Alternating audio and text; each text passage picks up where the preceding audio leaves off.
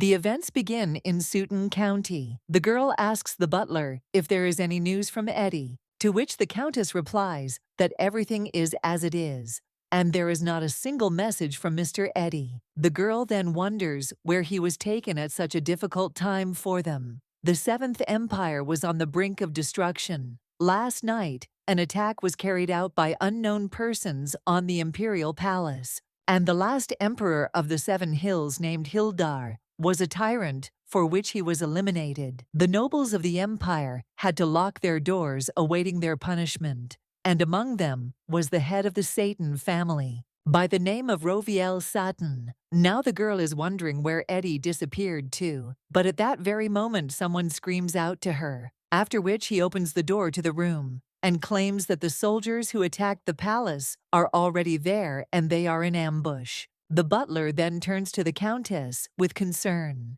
and she understands that now that the emperor has fallen into eternal sleep, those soldiers have decided to head there after the imperial palace. But as the head of the city, she is obliged to protect her family at all costs. At this time, the butler asks where the countess is heading. But at this time, the girl just goes outside, and the bright light from the sun shines into her eyes. However, then the girl only sees her brother, who happily addresses her and asks if he is late. Roviel then asks what Eddie is doing there, to which he replies that he has prepared a gift for her that she will definitely like. After which, he hands over the tiara, and the main character is shocked, and also says that it was he who raised the rebellion. A little while later, the girl is already in the theater, and her brother claims that now that the coronation ceremony has taken place, his little sister became a true empress. The main character then turns to Eddie, and she tells him to listen to her, after which the guy asks what it is, and the girl is interested. Why did he decide to do all this?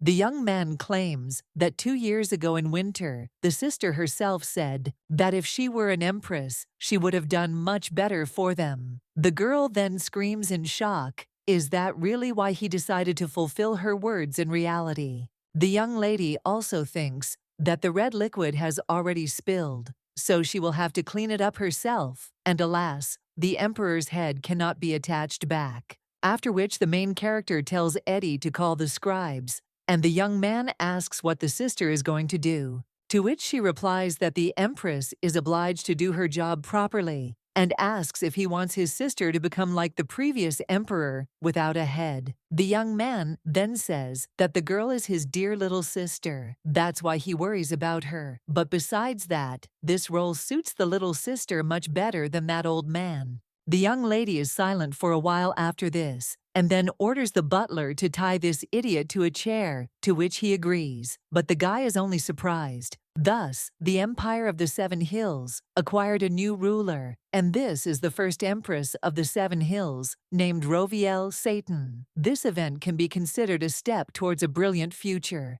However, a little while later, the girl, already with bruises under her eyes, is sitting over papers, and her brother at this time is lying on the couch, after which the girl gets up and says that she has had enough. And she also spent 3 whole months cleaning up the empire from the trash of the former ruler, and it seems like she doesn't have enough work. The guy then asks if they didn't remove the extra people, and she's worrying for nothing. But the girl claims that there are 4 dukes in the north, southwest, and east, and she also doesn't like them. And besides, there aren't many people she could trust completely. Eddie then says that there were 3 families who left because of the fight for the throne, and he is the one who is above the previous tyrant, and therefore is always on guard, and let the sister believe that he will not give them a chance to aim for the sister's place. Well, the girl then tells her brother that between is especially forbidden, and asks if he has forgotten, but this will only add to the work, after which the young man says that he understands,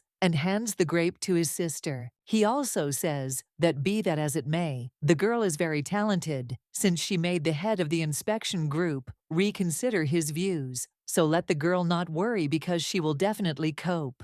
Roviel asks if he is talking about talent, and asks where he saw talent, because if he really did exist, she would have already been married 3 times. And besides, she asks how to force people when they run away from such an amount of work. And is there not such a person who is smart, attentive, healthy, and will not write a letter of resignation? But then the girl suddenly thinks about resigning, and then thinks, why not find that one? Who knows more about this? The young lady then bangs her hand on the table, and her brother asks worriedly, what happened? After which the main character claims that she needs to get married. The guy then asks if she is talking about marriage, and claims that her age still allows her to get married, but there would still be a suitable man. But he must definitely be the strongest on the continent. After which the main character screams that no way. She also tells Eddie to listen, and states that she needs someone who can listen carefully, and so that he was reliable and most importantly useful. And this is something like a butler, after which the young man says that he understood, and he will also find the one who will suit his busy sister. The girl is then a little surprised and asks who he is going to look for there. She also understands that she is somehow uneasy. Eddie Sutton is the girl's brother. Their father went into eternal sleep when the boy was still very young. And then when the young lady was 14, their mother, who was carrying the whole family on her own, followed him. As children, they had to focus on maintaining the Sutton lineage, even when Eddie was still a baby. The girl had no time for him, and because of this, he had to leave his father's house for 6 whole years. Roviel fell into eternal sleep at the age of 27, and Eddie's departure became her greatest regret from her past life. And after that plunge into eternal sleep, she had a chance to fix everything when she was 14. The first thing the girl did was run to Edwin, and she hugged him tightly, in gratitude for her sincerity. The guy grew up very smart, and also a healthy guy, and even achieved what people called him a genius of fencing. Suddenly rumors began to spread about him that he was the notorious madman from Finland. The girl now understands that she raised him, allowing him to do whatever he wanted. At this time, someone turns to Her Highness, and she replies that she is fine. She also asks if this is the full list of participants, to which Kyle replies that yes, and there are all 178 people. Roviel realizes that it is already encouraging that so many candidates have gathered. The girl also looks at the name of Dalton Pagos and asks if the duchy from the east has also decided to take part in the tournament. But they claim that ascending to the throne without the consent of the 4th Duke is illegal, and the young lady says that maybe they are up to something bad. Roviel also understands that all 4 duchies of their empire participated in this battle, and it is unpleasant for her to admit that she is the empress. And also, if the dukes unite their forces and gather an army, it will be very disadvantageous for her, who still lacks a firm position. After which, the girl turns to Kyle and tells him to tell her about the participants from the duchies. The guy then talks about the first one and claims that he is recognized as the strongest knight in the East, and he is also 23 years old, and he is also prophesied to become a duke, and he is known for his leadership, but a little impatient. The girl then tells him to name the next one, and the guy tells him about another duke who demonstrated excellent ball skills at the Imperial Academy, but the girl claims that these are not suitable, and he asks if there is anyone who has experience in managing an estate, or maybe one of the candidates is excellent in economics or politics, and an even better option would be that they know how to resolve conflicts within the empire. Kyle claims that basically there are only those who artificially control the ball, and the young lady is interested in why such people are there. They participate in something like this, to which he replies that they will have to deal with Sir Edwin. Therefore, he mainly chose candidates with excellent sword skills. The girl is surprised by this, and she understands that this brother has decided to ruin all her plans, but she needs a skilled man, not some fencer. Kyle claims that this is still a small part, and in the end, there is still the Duke of the North, and everyone believes that he will reach the final and fight Sir Eddie. This is Duke de Hard from the Northern Duchy. Everyone is afraid of this guy because he is a monster from the north. However, the girl understands that this is the only person she knows from a past life. And in addition, he is absolutely harmless. And also, if he really was like that, then his duchy would have completely different motives. And besides, if she marries one duke, it will delay the plans of other dukes from the continent for some time, and she will never allow Eddie to ruin such a capable candidate. After which the young lady rises, and the servant asks if Her Highness has decided to go somewhere. But the young lady, only with a smile on her face, states that she is going to tear off someone's legs. A little while later, she already tells the guy to raise his hands higher. The young man then asks his sister if he is worse than these candidates. And does she really want to see a weakling next to her? The girl only gets angry after that. Well, she calms down and says that what's done is done. And first of all, she already said that she will decide for herself who she will get engaged to and who she won't. Over the course of a year, the girl will observe whether he is suitable for this role or not, so she does not allow Eddie to interfere in this matter. The guy then says that there shouldn't be a person weaker than him next to his sister, but she shouldn't worry because he'll deal with this guy if he offends her. The girl then understands that she needs to be on guard, and a little while later, someone enters the room and asks Her Highness if she called. It turns out to be Cecile Bright, who is the commander of the Empire's Internal Affairs Inspection Team. The main character, with a smile on her face, tells Cecile to pass by and asks how she is doing these days. But the girl only asks what this lady is talking about, because she can't even remember the last time she returned home. And he wonders if there will be any order today, since she called her. The main character replies that she knows that the girl is very busy, so she apologizes for disturbing her. But he wonders if she could look after Eddie these days. That is, she is simply afraid to let things slide. The blonde claims that she understands and tried to introduce one of the knights to the socialist revolutionary Edwin, but it all ended unsuccessfully. However, she also asks if Her Majesty is sure that her relationship with Sir Edwin is the same as before. The girl then asks what she is talking about, and claims that she thinks that it will be quite difficult to find a brother and sister as close as them in their empire. However, the girl claims that Edwin secretly crossed the border last month. It turns out that he brought the Manglata elixir with him, known as the special medicine of the Grime Kingdom. It means it's likely that he mixed it with the lady's food. And it also doesn't matter whether the dose of the potion was small or not, but it is unknown for what purposes he decided to do this, and moreover, in secret from her.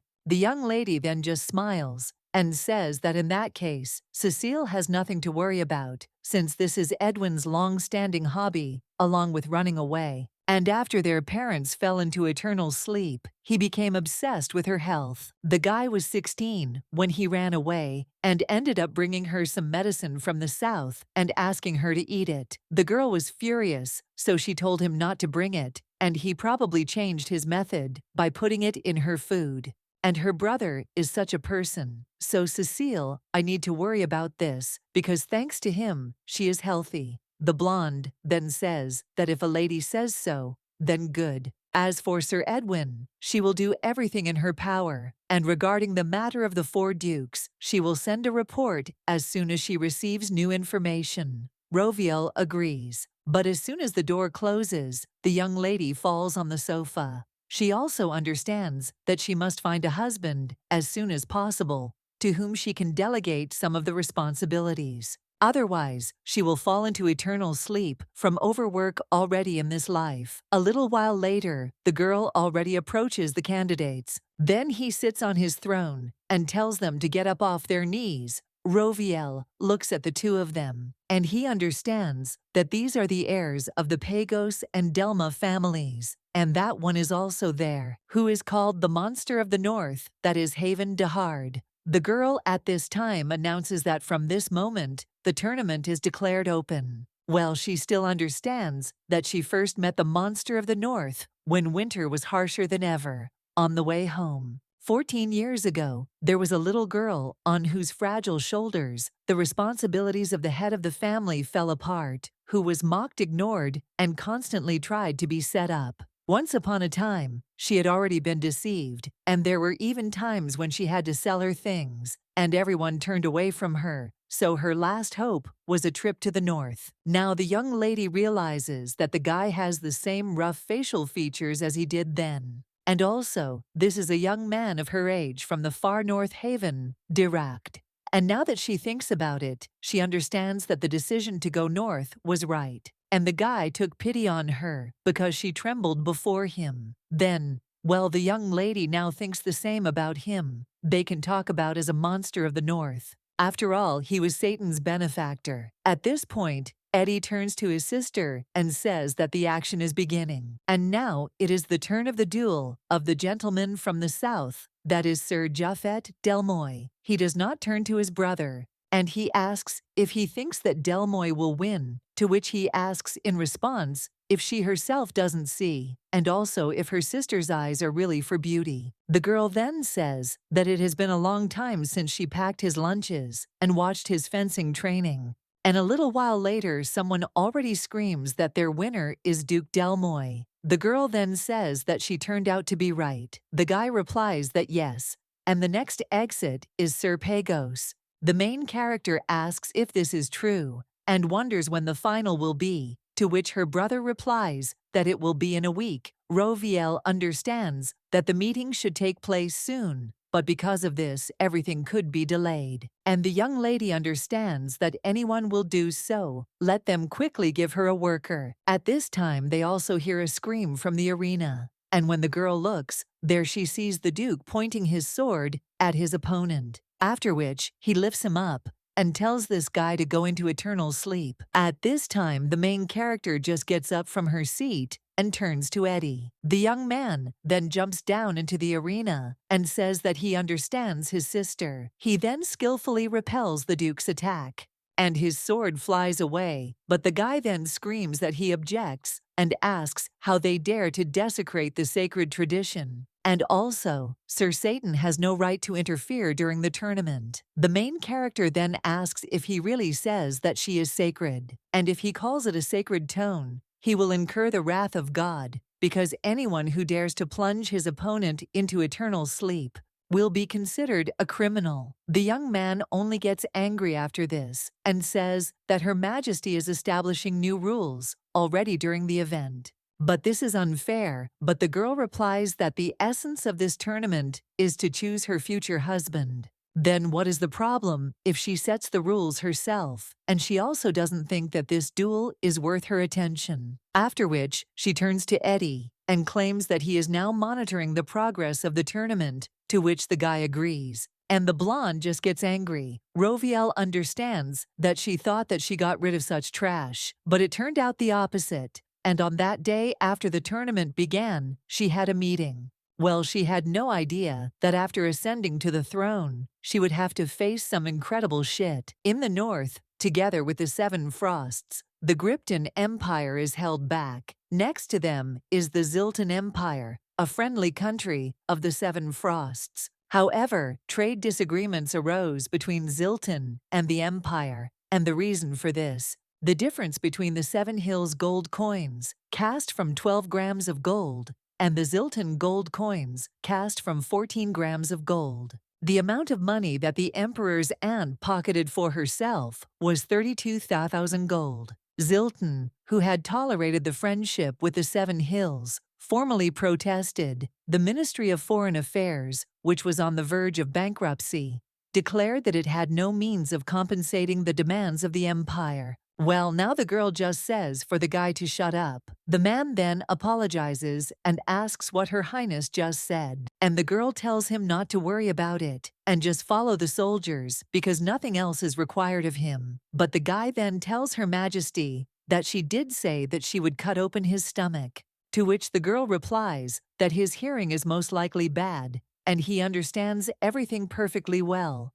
So let them quickly take him out and cut it more beautifully. After which this man asks Her Majesty to pardon him, and he is very sorry. Other aristocrats also say that for the one who worked so hard for the good of the empire for so many years, this is too harsh a punishment. The young lady then asks if this punishment is too harsh, and also states that she is ashamed to see the result of 12 years of this man's incompetence. After which, she asks what is wrong with the flow of life. And when something happens, they cannot find a solution. After which she asks if they are able to take responsibility and solve the problem with dignity. Roviel also asks why the empire's taxes should cover their mistakes, and if he tells her the truth, now she won't harm him. After which the girl asks if he really didn't know that Marcos and his aunt were squandering money. A few days later, the former foreign minister, he was executed for accepting bribes.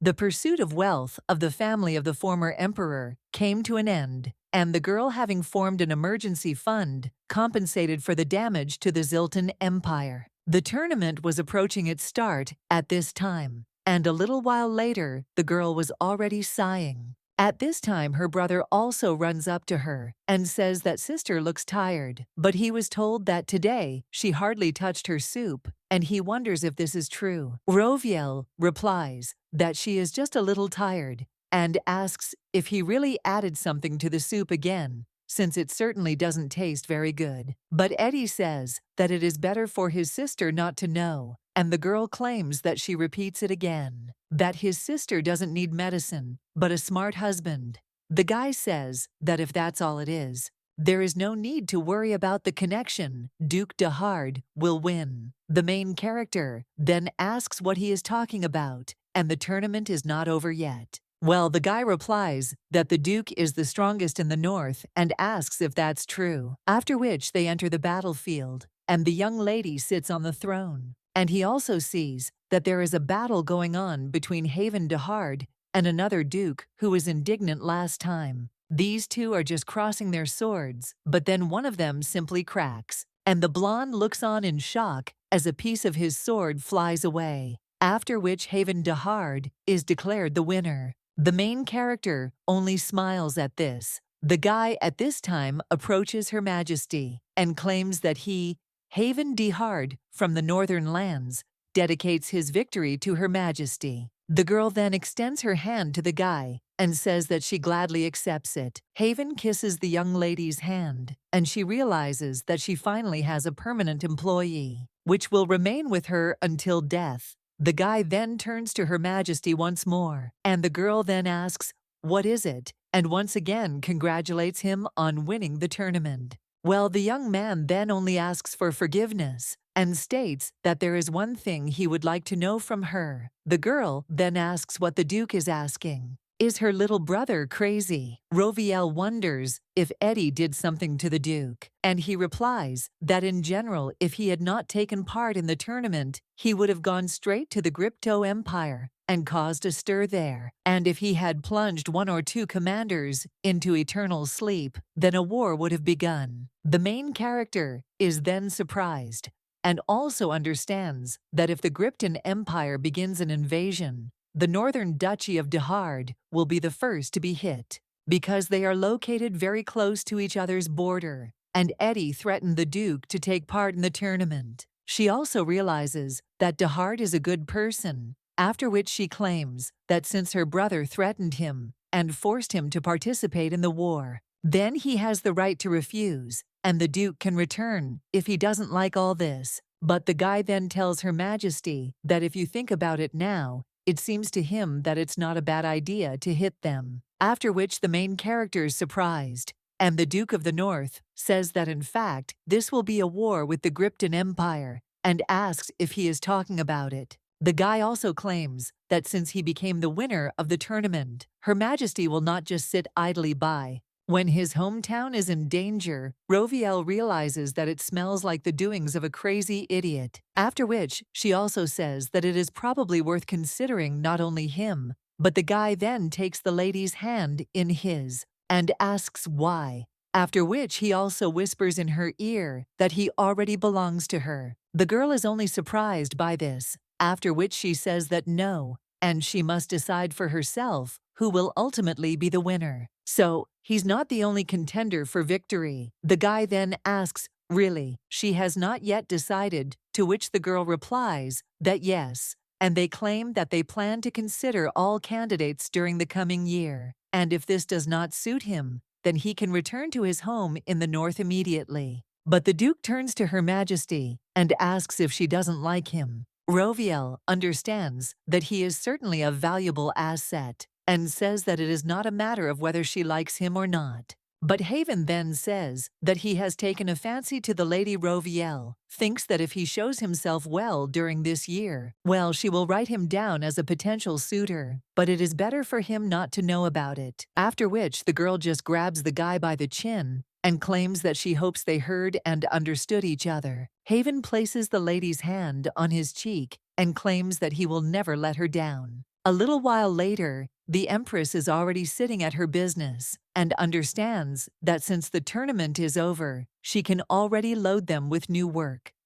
At the same moment, someone else knocks on the door, and the girl tells this man to come in. After which the man turns to Her Majesty and claims that there are those who have asked for her audience. The young lady wonders who it is, after which the butler brings Pagos Dalton from the east and Japhet Delmoy from the south into the room. One of the guys claims that they have arrived with a message from the southeast for Her Majesty. Roviel understands that she suspected that something like this could happen, but for both duchies to unite, she doesn't even understand what it is for. After which, the blonde man turns to Her Majesty and claims that he, Pagos Dalton, wants to be chosen as the finalist of the national tournament. And if she chooses him as the winner, then the Eastern and Southern Duchy will remain loyal to the Satan family. The girl then says that she doesn't like it and she doesn't accept it. And besides, didn't they lose to Duke de Hard during the competition?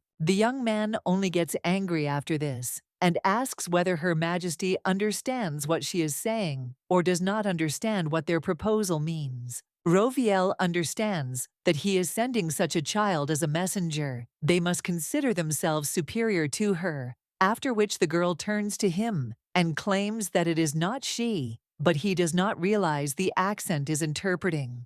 And the young lady wonders if he will swear an oath, probably only if she marries him. After all, if that's the case, then that only means that if she doesn't marry him, he will be against her. But in that case, she will be forced to cut off their heads and declare them traitors. Another guy approaches Her Majesty and claims that she is wrong because both their families did not conspire to commit treason. However, as the founders of the Seven Hills, they would like to offer her the power to strengthen their position in the current situation. He also says that Her Majesty should make the Southeast her stronghold, and they will take it as an honor to become Her Majesty's right hand. The main character realizes that this guy is good at persuasion, after which the girl turns to Pagos Dalton and asks him to tell his father that let his will be more sincere, and besides, let him know that the Duke's second son is not to her taste, which makes the guy embarrassed.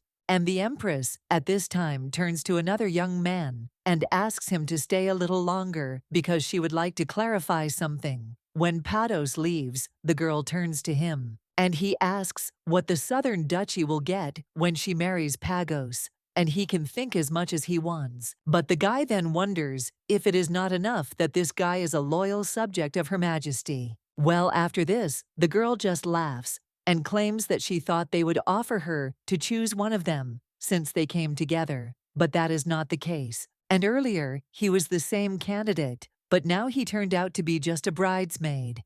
And is it really just to rejoice at Pagos's achievements? The guy is silent for a while after this, and then claims that he will convey the will of Her Majesty to her father. Having sent these back to the south and east, Roviel spent the rest of the day doing paperwork, and then it was time to begin the banquet, at which the final winner of the national tournament will be announced. A little while later, someone already reports that Her Imperial Majesty has arrived. When the music begins to play, one of the dukes extends his hand to Her Majesty, and he asks if she will give him a share, after which the girl smiles and dances with him. While dancing, she wonders if this guy thinks she's beautiful. Then she whispers to Haven to come to her office tomorrow morning. The guy then asks, "Don't they usually say, 'Come to my room tonight?'" But the Empress tells him not to talk nonsense. The next morning, the guy already comes to the estate and the girl introduces him to her first secretary. The young man then asks if this means that this best secretary was under Her Majesty's control all this time. And it turns out that now and in the future they will cross paths more often. But the main character turns to Haven, and she says that he shouldn't scare this guy, and she won't repeat it twice, after which the Duke states that he will take this into account. And the main character hands over several documents and also states that first let him look at these documents and ask whether the guy would approve of them or reject them if he were in her place. The guy then looks through the documents, and when he's finished, he hands them back and claims that he would have rejected them for 3 reasons. The girl then asks what these reasons are, and the Duke replies that firstly, it is not even worth considering. After all, this tax, which is under consideration, will either be liquidated or reduced due to the increasing number of cases of citizen discontent, and in his opinion, it should be reduced. Secondly, although it seems reasonable, in fact, it is complete nonsense, because not long ago, the Yale lands were restored. So many families began to migrate there, but miraculously there are already starving people there. And it would be nice to find out what is going on there, because it is either someone's deception or something more global. The girl then asks what the third reason is, and the Duke replies that first of all, it is necessary to abandon the development of mineral mines in the Del Moy Mountains, and to find out the relationship between 2 interested territories that want to make a border out of these mountains. But if they don't manage to do this, then everything could end in a battle for territory, after which the main character understands that here he is. And all 3 named problems are what she overlooked, and even the solutions outlined by Haven were suitable for her. Therefore, now whatever this eccentric said does not matter. And the girl asks if the guy would like to have a cup of tea with her. A little while later, they are already sitting together, and the Empress claims that she thinks the engagement can be arranged as early as next week. Well, the Duke claims that at yesterday's banquet, she hinted that there was no need to rush into this. The young lady claims that she has changed her mind and asks if he doesn't like it, to which the guy replies that he absolutely won't, and that he will arrange it for her even tomorrow. He also says that the lady looks pretty, and the girl replies that it's understandable. After all, how can she be unhappy when the only useful man will help her? The guy then asks if he is the only one, and the girl replies that she is thinking about it. About the fact that after marriage it is worth getting yourself a lover. The guy is surprised by this, after which he clenches his hands, and jumping up from the sofa, he states that he does not intend to look at it, as she shares her love with someone else. The young lady then replies that she thinks he got it all wrong. After all, it is important for her to have as many people on her side as possible. Well, the Duke claims that if the lady prefers to marry someone else, that will be a cruel reprisal. The main character is a little surprised by this, and also claims that she is talking about wanting to add someone to the harem. However, the young man with gray hair covers Her Majesty and claims that he will protect her, and also, if the 4 families cross the border, he promises that he will bring her their heads. If Grypto encroaches on their border, he will immediately send his troops there and will not allow any threat to disturb it. The main character is only surprised by this, after which she wonders if this is really what he wants to say, that he wants to unite the continent. The guy replies that if Her Majesty Togo wishes, he will do it right away. Well, the main character then turns to the young man and tells him to calm down and not to fool around like Eddie. And this is an order to which the young man agrees, and the girl understands that if these 2 become friends, the effect is buffed. The young lady then places her hand on the boy's hand and addresses him once again, and also states that if he promises her something, she will reconsider his decision about creating a harem. After which, she tells him to promise that he will always be on her side and will always support her, and also that he will be next to her until the immersion into eternal sleep separates them. After which, the guy swears his life before Her Majesty, and the main character rejoices at this.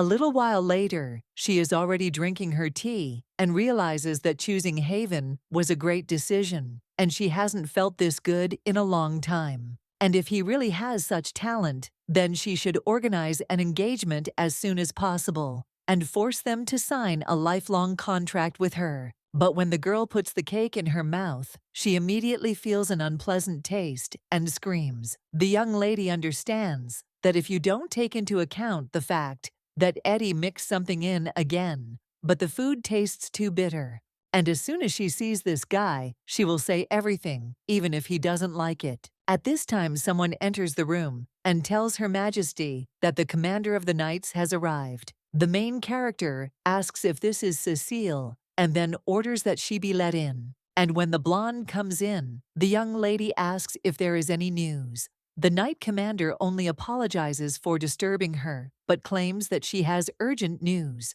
The main character asks what happened, and the girl replies that it happened just recently. In Finland, there was a mass kidnapping, and they reported that 7 people were kidnapped from the nearest cities of the empire. The missing persons are celebrities from all walks of life. The young lady wonders who exactly, and the commander of the knights lists that this is a professor of legal sciences from the academy, the third daughter of Count Gideon, the famous architect, 75-year-old historian, Timolia, but the main character then raises her hand and tells Cecile to wait. And she already told her, and that is enough, after which she asks, what is the motive for this?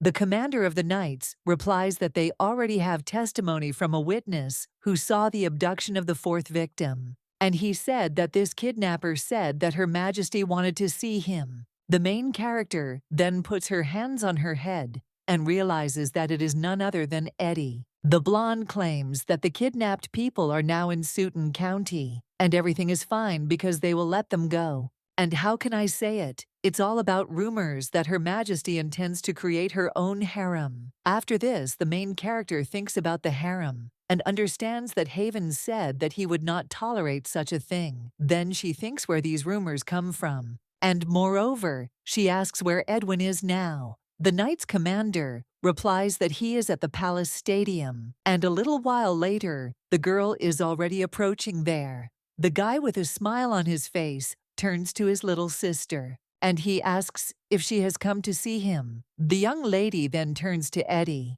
and asks if he wants to tell her anything. The guy then asks what she's talking about and why she's angry, and the girl replies that she found out that he kidnapped people and locked them in their mansion. The young man replies that he did not kidnap them, but merely offered them to work for the royal family. Well, the young lady tells her brother that dragging people somewhere without their consent is kidnapping, and besides not letting them go home is illegal deprivation of liberty. Well, the young man claims that then they will be faithful to her until the end of time, and if they wanted to betray, they would pay with their lives. After all, how else would they freeze dangerous people who can stab them in the back? The young lady remains silent after this, and then gives her brother a flick, and also tells him to wake up already. She also asks how many times she asked him not to do such stupid things, after which he tells the guy to make an appointment with them and apologize properly. The young man then wonders if he should first ask, and then ask to go with him, to which the girl replies that it is possible anyway, but let him just not kidnap anyone. The girl also understands that she had planned to hire many more secretaries and civil servants anyway, and also the system needs to be reorganized to maintain stability. Then the girl tells the guy that they can go and he will see how normal people do it. And when they head there, the girl realizes that she is interested in whether any of the people that Eddie brought would want to work for her. But if you don't follow Haven's will, then with his talent, you can't avoid mass reprisals. At this time, the girl also sees the Duke and wonders if he was heading towards her, and it doesn't matter how he feels about this issue. Well, the guy at this time simply turns to Her Majesty and asks if she really likes the jealous type of guys. Roviel then wonders what hit him in the head again. This little guy A little while later, they are already sitting together, and the girl claims that it is just a misunderstanding. After all, she has no intention of causing grief, and these are just ridiculous rumors. After which the young man asks if he really shouldn't worry, to which the girl replies that of course, since he's her only one. And then the guy says that for him too, Her Majesty is his only one. The girl then thinks that this is wonderful and touches a strand of the Duke's hair, after which he leans against her hand and asks Her Majesty, "What is it?" The girl then thinks what an alluring look he has. Even the lady approaches the Duke and kisses him. When the guy moves away, she asks Her Majesty for forgiveness for his dry lips, and the main character continues to stare at him, and the guy asks if he was too hasty. At this time, the girl thinks that they are already engaged after all, and the engagement is the first step to marriage, and it is customary for married people to share one bed. And among other things, she promised Haven that there would be no harem. And now, the young lady thinks that if he becomes the only man she will kiss for the rest of her days. At this time, the guy asks Her Majesty if he ruined her mood. Well, the girl at this time thinks that even if she kisses him until the end of her days, she will only be for it. After which, the girl approaches Haven again and calls him by name. But at that very moment, someone knocks on the door, and the main character tells this man to come in and also moves away from the Duke. After which, the butler comes in and apologizes for distracting him, but claims that he will quickly bring him up to speed, since a notification has arrived from the Delmoy house with a marriage proposal. The Duke heard this and turned to Her Majesty and asked her to call the commander of the knights, since the lands of Delmoy will be wiped off the face of the earth. The girl then claims that she told him to avoid Eddie. The young man also apologizes to Her Majesty, but claims that with all due respect to her, he has the right as a duke to deal with them. Roviel claims that if he decides to start a war with them, he can forget about it. The guy is a little surprised by this, and the young lady claims that she did say that he is the only one she has, which makes the Duke embarrassed. After which the young lady also asks if he can refuse this offer because she has everything necessary to exterminate Delma. The girl understands that apparently this is how their moment with the provocation was reflected. After receiving a refusal when they returned home, the girl received a report from Cecile about the progress in the Southwest. Since they hadn't yet married Haven and united the North and Fiend, they must have thought that now was the time. And the girl is absolutely sure that Skyer will not get into trouble. Therefore, the option of uniting Pagos and Delmoy remains, which will certainly lead to a civil war. In the current situation, these two parties will be on opposite sides of the barricades, and this is not bad news. But since Delmoy himself decided to propose to her, this chance should definitely not be missed.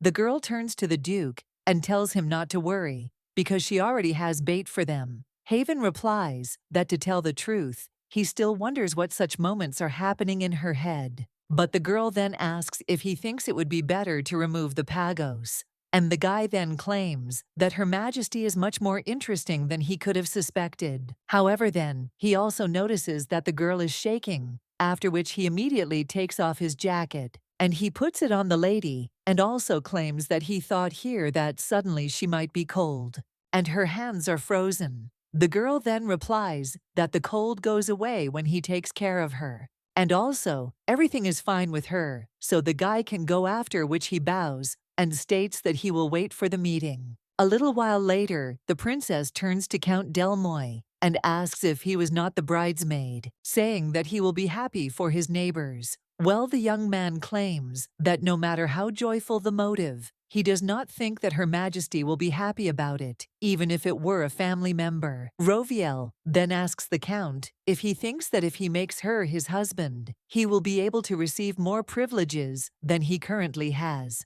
The guy is surprised and also claims that only his admiration for the lady prompted him to make such an offer. The girl then thinks what a hypocrite he is, and she asks what to do, because Duke de Hard is very jealous, and she values his feelings very much. And besides, the news will quickly reach the east, and the girl asks if he thinks Pagos will like this. And also, isn't he afraid of the consequences? The guy answers that even if there will be corresponding consequences, Delmoy is not related to Pagos, after which the main character smiles and says that it is true. After all, Delmoy has been suffering for about 10 years now, and enough time has passed since the invasion of Mises, and also the assistance provided to them by the Duchy of Pagos. Their observation of the behavior of the Pagos lands is still ongoing. The 4 duchies of the 7 hills were entrusted with guarding the empire's borders because their military might was superior even without support from the empire itself. But the borders of the Delmoy lands in the south of the empire were destroyed due to the machinations of Mises. In difficult times for the south, the east came to the rescue, that is Duke Pagos. The help provided to the situation of a grave crisis changed the attitude of the 2 duchies. But good is quickly forgotten, and the South wished to restore its honor and position. Now the guy claims that Pagosa is not Delma's equal. The girl then asks what he's talking about, but he claims that if we recall just recently, high-quality ore deposits were discovered on the lands of the Viscounty of Hilda. However, this area turned out to be in eastern Alkis. The source of the ore is on the border of Mount Delpin. The aristocracy of the East and South argued over who should rightfully own the spring. Hildel asked for help from Delmoy and Alkis from Pagos, but the result was the same. After all, the South is in debt to the East, and the girl claims that 10 years have already flown by, and the situation has changed. Now neither the North nor Philand will tolerate Delma's humiliation. The girl also understands that if Pagos decides to settle this incident, then the Empire will intervene with the cause for world peace. It is not worth talking about the dissatisfied cries of the aristocracy of the South reaching incredible limits, and if in this way it will be possible to take control of Delma by pacifying the ardor of the Pagos, who is she in the business. At this time, the guy claims that, like last time, he will quote her words and then leaves. The main character understands that she has done everything in her power, and now the choice is up to Delma. But suddenly her body stops obeying her, and the girl sits down on the floor. One of the servants asks if Her Majesty is really ill and orders them to bring a doctor as soon as possible. But the young lady feels even worse, after which he closes his eyes. The girl understands that she spent her first life alone. However, she tried not to take it to heart until one day she heard it, that she is an ice queen because of whom a small child suffers. And she has no idea how she came back to life, but she decided for herself that in this life, everything will be different. Next to her is her brother, who laughs even when she hasn't said anything funny, and her caring husband who helps her with everything. Even though Eddie continues his hobby of putting potions in food, well, she'd rather eat it and live as long as she can. At this time, the girl opens her eyes and hears someone saying that he forbids her and will not allow her to fall into eternal sleep. The guy also begs her to open her eyes and not repeat past mistakes. The main character then only strokes her brother's head. The guy is surprised and asks if sister has come to her senses, but she can't just fall into eternal sleep like that. Roviel asks what he is talking about and why she should do this, after which she also looks away, and she sees a worried Duke there. The girl asks how long she had been lying in bed, to which the guy replies that it had been about an hour, after which the girl asks what the doctor said, and the Duke replies that she must have been poisoned by something. At this time, the doctor also addresses the young lady. He also asks how she is feeling, and if there is even minor pain, he asks her to let him know. The girl claims that she has nausea and chills, and the doctor asks if that is all, to which the young lady notes that she still has a lung, and it is hard to breathe, and she asks if he knows what kind of poison it is. The man replies that although the symptoms are not clear, they indicate the effects of the poison Duriol. At this time, the Duke asks if there is an antidote, but the doctor replies that there is none. The young lady's brother at this time grabs the doctor and screams whether he says that he is not there. After all, if so, then hands to feet and let him go. create it, but the man claims that this is not the case. After all, there is simply no need for an antidote. Her Majesty will recover without it, and he himself is not aware. However, Her Majesty's body itself resists the effects of the poison, and it is very dangerous since its antidote has not yet been created. At this time, the Duke wonders if she is really resisting on her own, and the main character says that they were worried, but it is not so easy to put her into eternal sleep. The doctor at this time claims that it is not true, and the poison is strong enough that after getting inside, it can eliminate the poor fellow in a couple of hours. The young lady's brother at this time talks about the protective Gapoton and claims that he has been giving this drug to his sister for 3 years. The medicine helps to maintain the immune system, normally against toxins. The girl at this time asks what her brother stuffed her with, and the doctor at this time says that it is good, and then he will go to create medicines based on Gapoton. The girl also says that it is good that I did not have the desired effect on the body, but that cake was very bitter. Her brother at this time asks if she is talking about the cake, but he claims that he asked the servants not to add anything to the cake. The young lady then claims to Eddie only one thing, and although she was against mixing it today, it saved her life, so she thinks that this topic can be closed. She also has a meeting scheduled for today, so she asks to call the secretary, and the Duke, at this time, approaches Her Majesty and asks what she is talking about. After all, she had just woken up just a couple of minutes ago, having almost fallen into eternal sleep, and now she just needs to rest. But the girl says that she is fine. Her brother tells his sister to keep quiet. However, the young lady claims that the matter is urgent because everything needs to be decided today. Then the Duke claims that he will take care of everything and will report the rest to her personally and asks her to just lie down. Eddie claims that Haven is right, and he became her husband to me to drive a fool, and the girl let be more careful before eating until he catches this rat, after which the Duke says, "What exactly? And if help is needed, then let her just whistle," after which they are about to leave. But Roviel turns to his brother and tells him to wait, after which he claims that when she first opened her eyes, didn't he say don't repeat it? And the girl asks what it was for, after which the young man is silent for a while. Well then, he hugs his little sister and asks if her hearing was damaged because of the illness, and maybe he should call the doctor again. The main character then thinks if she misheard, after which she says that it is not necessary and that she imagined something similar in her sleep. But the guy tells her not to be silent if something hurts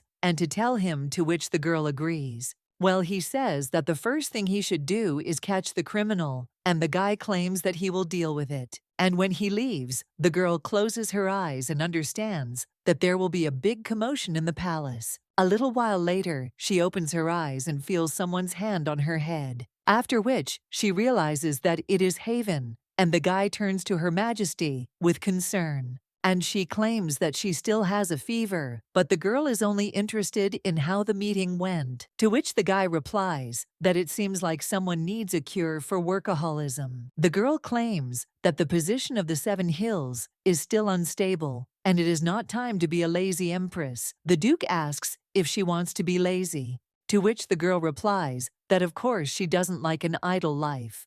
The young man then says that in that case he will do his best to make her dream come true. Then he also hands over the medicine and claims that it was prepared by the court physician. It doesn't taste very good, so he advises drinking it all at once. The young lady then does so. Then the Duke hands her a candy and says that the medicine is so bitter, and she doesn't even wince, to which the girl replies that she is used to the bitter taste and now wants to see the report. After which the guy hands over the papers and claims that the information about the Brandel River is on the last page. The girl claims that in fact this river is quite shallow, but often floods, and the previous emperor's ignoring of this problem forces them to spend a lot of money on maintenance. The guy claims that the workers asked to reduce the scale of the project, but the girl claims that this will not happen. The Duke says it's not about money, but people are asking how they can get it done on time, and he tells them there won't be a shortage of labor, so they can start making a work plan. The main character asks what made him say that, to which he replies, "Didn't she plan to send troops there under the pretext of building a dam?" After which the young lady smiles and understands that she is interested in building a dam on the Brandel River. And there are two reasons for this. Of course, this includes putting the river in order. Also, this is an opportunity to place their army between southern Del Moy and eastern Pagos. It took Haven one meeting to understand that she wants to pit Hildel and Alkis against each other, after which the girl says that she is pleased to deal with an intelligent partner, and the guy replies that he is glad to hear it. Then the girl is silent for a while, but after that, she turns to the Duke and asks, was that time when he was invited to participate in the tournament the first time he met Eddie? The guy tells Her Majesty that this is true, and the girl asks if they have spoken again since then. To which the young man replies that no, because Her Majesty ordered not to meet him alone. The girl claims that this is strange, and it seems that Eddie has been following him for a long time. The guy is a little surprised and asks if this is really true. The young lady replies that yes, otherwise she cannot explain why he chose him, or whether they simply have similar tastes. After which the young lady claims that she really likes the Duke, and her brother does too. To which the guy replies that he doesn't know whether to be happy or trembling with fear at this news, but the young lady claims that she is speaking sincerely, and also asks if he says that he is not happy, and if the reason is her brother. Haven claims that he thinks the guy is a good brother to Her Majesty. It is true that sometimes it is difficult for him to understand the reason for his strong attachment to her. The young lady claims that this guy has always been like this because he is a child of a thirsty love, after which the Duke asks him to ask, but claims that in his opinion, the boys were brought up with excessive affection, and now he looks like a bull that is not able to decide anything on his own. Well, the main character understands that Edwin in his past life was completely different from what he is now. He who did not see the love of his parents grew up in the hands of servants, and his busy, attentive sister did not even look at him. The girl clearly remembers only a few moments from her past life.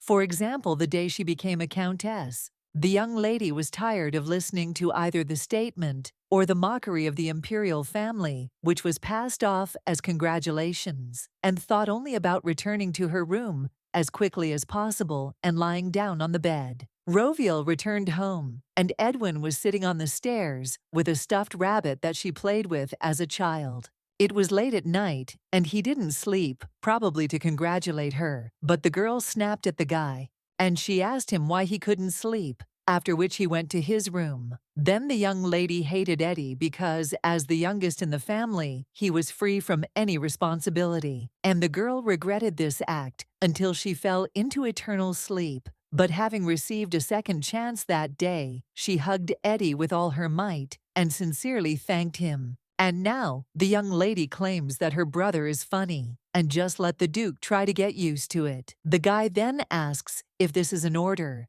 and claims that he would never have thought that Her Majesty is such a person. The girl then asks what kind of person she is, to which the guy replies that they are strange, and in fact, even before the Count visited him, he wanted to meet the lady, although he didn't think that their meeting would take place at that tournament. The main character then asks why, and the guy replies that he was interested in who did it, what he wanted to do. Roviel then asks if Haven wants the imperial throne, and she also thinks that no matter how much she likes him, she can't let him be near her if he wants to take her place. And who else? But she knows what a person is capable of for the sake of power, after which the young lady only asks him in her thoughts to say no. The guy then smiles and says that he just wanted to get rid of the former emperor. He is also not interested in the throne itself, and at one time, he decided to get rid of the emperor before fighting Gripton.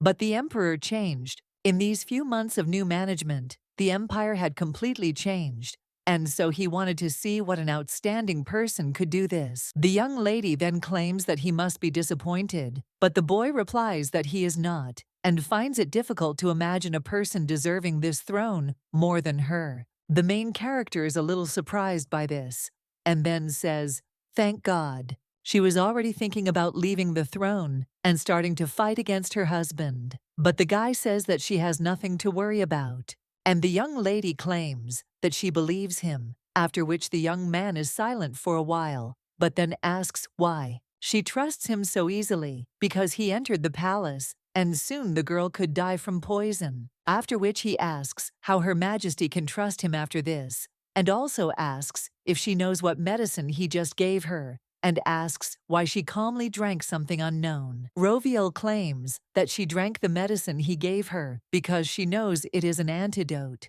and the girl wonders if she is mistaken. But the Duke notes that, yes, and this is an antidote. Then the young lady asks why he is telling her all this, and then claims that he trusts Haven. The girl also understands that she feels guilty for the way he reacts, and to be honest, it's not that she believes in the Duke, but she simply trusts her brother's choice, because he could not allow anyone who could harm her to be near her. At this time, the Duke once again turns to Her Majesty and says that he likes her too. The main character claims that this is good, and the guy with a smile on his face says that in the future, he will definitely steal her heart, after which they are going to kiss the lady. The raccoon stops the Duke, and she claims that she likes people who will steal something from her, after which she suggests that he say it differently. And the young man claims that he will do everything to make the lady love him, after which the main character claims that it is better this way. And the guy, again, reaches out to kiss Her Majesty. But at that very moment, someone knocks on the door of the room, and the girl tells that person to come in. It turns out to be the butler, and he claims that the chief knight and the first secretary are asking for an audience. The girl says that they should come in. When the two enter the room, the Duke states that he will return later. But when he leaves, he looks menacingly at these two Roviel, then asks Cecile why she was looking for her. But the girl tells Her Majesty to punish her for losing sight of the rats in the palace. Roviel says that as the commander of the knights, he can see that she is fine. And he wonders what kind of punishment we are talking about, if Cecile was busy carrying out her orders. But the girl says that she should have guessed, after which the main character touches her cheek. And he claims that the criminal cannot be found even now, so the girl should not blame herself. The main character then also asks how Eddie is doing, and the commander of the knights asks to forgive her for her words, but claims that he is crazy. Eddie ordered that no one leave the imperial palace, but even so, finding the culprit will not be easy. In other words, whoever gave her the poisoned pie was definitely an unusual opponent, but whoever it was, he made a mistake. After all, he should have put her into eternal sleep right away without giving others the opportunity to find out about his plans. A little while later, she tells the girl to leave the capture of the rat to Eddie, and the task of the knight's commander is to find the one who sent this rat to her. After which, the girl also turns to the secretary and claims that she was poisoned, and he wonders why he is crying. But the guy only says that Her Majesty should not fall into eternal sleep, and that he will work harder, so he asks her to live. The girl then says that she will live, and also wipes the ink off his face and claims that if he works so hard, then he will, rather than she will lose his life. The guy claims that he is not going to fall into eternal sleep. A little while later, evening comes. The Duke brings food and states that it is time for dinner, and when they begin to eat, the girl turns to him and claims that this poison is not scary for her, but it is very scary for him, and if the guy gets poisoned, then how will she get off? The young man then claims that Her Majesty is still weak, and now the poison is dangerous for her, and therefore he will try her food until she recovers. Well, the girl tells him not to force himself, after which the guy turns to Her Majesty, and she claims that the one she took is very dangerous. Well, it is not suitable for plunging into eternal sleep. After all, it's too bitter, which immediately gives it away, and the guy asks why she ate half of it.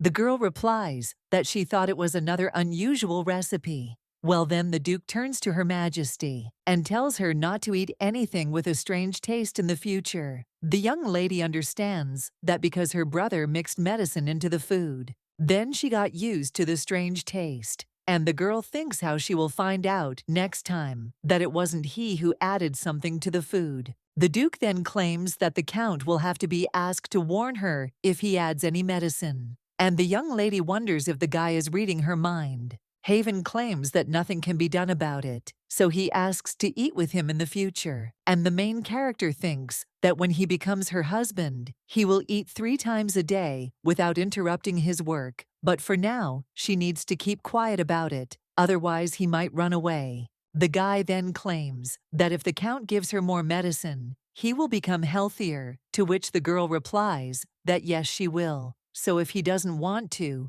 then now is the time to stop. In the evening, the girl is already lying in bed and says that she is hot. The Duke claims that he was told that the temperature could rise, but in the middle of the night, and so much it is already dangerous. Eddie at this time turns to his sister and claims that he cannot believe that they did this to her. But at that very moment, the Duke lightly hits the Count on the head and tells him to get busy catching the criminal after that. How will Her Majesty recover, since she has already taken the medicine? All that remains is to beat the temperature, and he asks to help him with this, to which the guy agrees, after which he puts a wet bandage on his sister. The next morning, the girl opens her eyes and sees a worried Duke and her brother in front of her. Eddie asks if sister's okay, and Haven also asks how she feels. The girl gets up and claims that she is fine, just a little hungry. Haven puts his hand to her forehead and says that it looks like the fever has gone down. The girl's brother says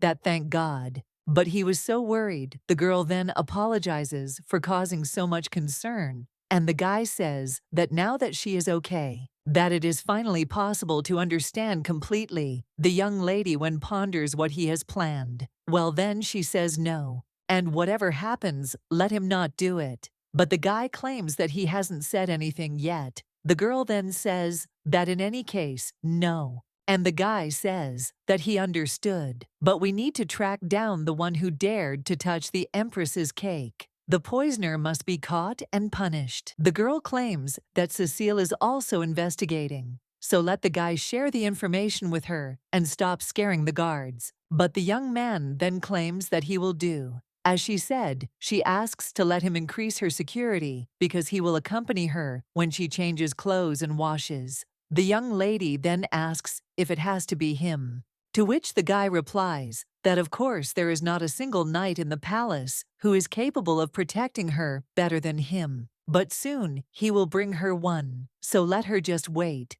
A little while later, the Duke opens the window to air the room. And the young lady at this time drinks tea and understands that she is tired of lying down and she knows better what to do. The girl is also interested in how the secretary is doing. And after all, so much work has fallen on him alone, so she needs to check on him. Then the young lady suggests Haven to drop in on Caleb for a minute.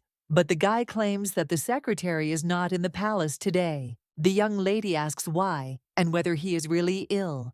And the Duke replies that he is not quite ill. And the Count simply said that he would plunge into eternal sleep everyone who brought work to the palace. Therefore, there are no reports, no meetings, and Her Majesty is not bothered by anything. The girl then claims that she is fine, so let him send everyone back to the palace. To which the Duke agrees, but claims that he must warn her that he will inform the Count if she is meeting anyone today. The girl then orders him not to tell, but the guy apologizes and claims that he would prefer to maintain the Count's trust. The young lady then says that she told him to stay away from him, and the guy claims that that is not the issue, and just to relieve her of work today was his initiative. The guy also asks if she thinks that if you allow yourself a day off, the empire will find itself in trouble or even fall apart. After which, he kneels before Her Majesty and claims that she is the one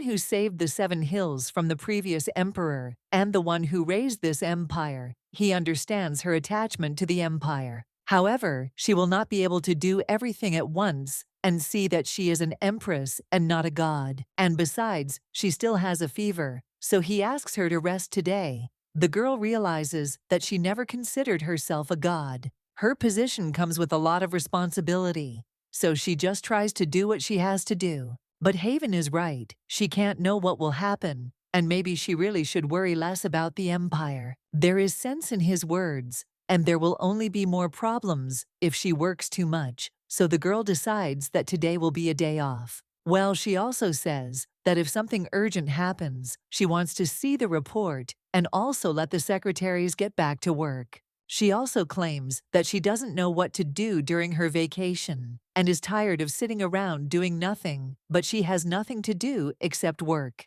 The young man, embarrassed, remains silent after this and claims that in that case they could continue where they were interrupted last time, and the main character thinks what he is talking about, after which she remembers how the guy reached out to her, trying to kiss her. And when she comes out of her thoughts, she sees that the Duke is approaching her again, after which the girl closes her eyes. But at that very moment someone knocks on the door, and the young lady claims that it will have to be postponed again. Then she also tells this man to come in.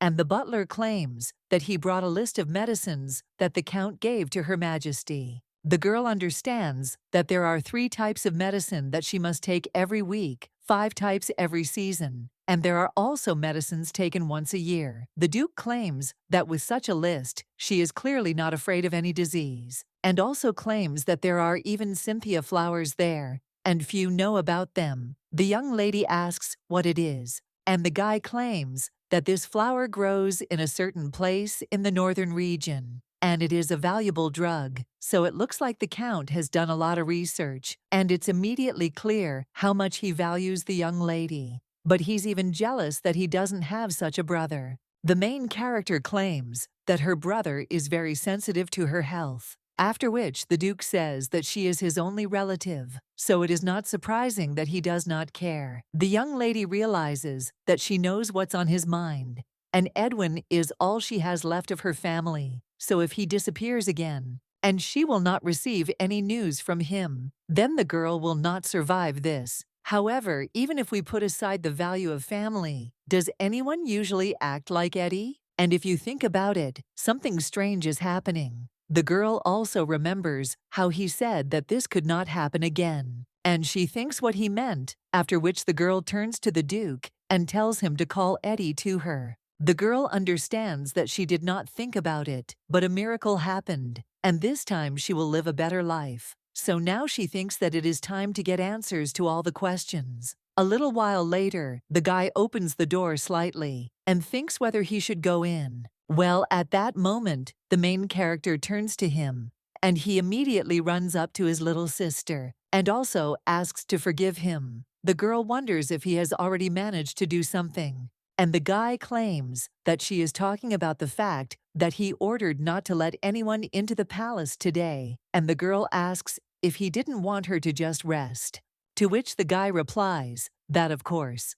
And then she asks about that pile of medicine, but the young lady asks what's so special about it, and the guys claim that it must be. She then says that he has prepared everything necessary to plunge any of the dukes into eternal sleep if someone turns out to be a traitor. And the young lady then asks what he is talking about, after which the guy asks really. The sister found out that he got rid of Count Balfort, after which the girl tells him to stop, and he says how much he does without her knowledge. But the guy only asks if she is angry, after which the girl tells him to sit down. Eddie does so, and also tells sister not to show off, because he won't do that anymore. The girl replies that she is not angry, she just wants to ask something, after which the young man asks what it is. And the girl understands that her younger brother, nicknamed a fool, doesn't care what she does, but it's strange how sharply he reacts to her health problems. And perhaps he knows that one day she already fell ill and fell into eternal sleep. After all, if so, then how could the guy have found out about this? And even in his previous life, he did not return to the county before she fell into eternal sleep. The girl also wonders whether he heard about her illness from someone else and what he did after that. but it is possible that he, like her, returned to the past along with his memories. So now the young lady turns to Eddie and asks if he too has been reborn. The guy is only surprised by this and asks his sister if she remembers her past life, to which the girl replies that yes, and she remembers everything that happened to her until she fell into eternal sleep. The guy then says that this is impossible, and the time stone was supposed to preserve only his memories, and the young lady wonders what kind of time stone this is, after which her brother turns to her, and he asks if she remembers everything for sure, to which the girl replies that she does, and asks if he knows why. Then the young lady also tells the guy not to say that he turned back time. The young man then claims that the Duke once told him that there was a legend according to which one could turn back time, and he did not plan to check whether it was true. But when that girl returned, she had already fallen into eternal sleep. And on the last day of her funeral, he found a letter written by her, and he still remembers every word in it. And he is very sorry in front of his little sister because he did not think that she would wait for him. And he also thought that she hated him, so he decided not to interfere in family affairs. Roviel asks why she would hate the guy, and he replies that she suffered so much every day, and he didn't help her at all. And on the day he came of age, people came to him and showered him with compliments. And they also said that the time had come to return the family to himself. So if he had known earlier that this would happen, because of them, he was supposed to put them all into eternal sleep. The main character then asks if that's why he ran away, and the guy claims that she raised their family with such difficulty, and he was afraid that she would misunderstand him and decide that he wanted to take her place. The main character then jumps up from her seat and hits the guy on the head, after which, with tears in his eyes, he cries out, "What a fool he is! And how could he really run away because of such nonsense?" But she had been looking for him for so long. At this time, the guy, confused, asks his sister not to cry, but then screams that she is not crying. Eddie claims that he only found out later that she was looking for him, but the girl wonders how he could leave home without a penny in his pocket, and he should have taken something before leaving.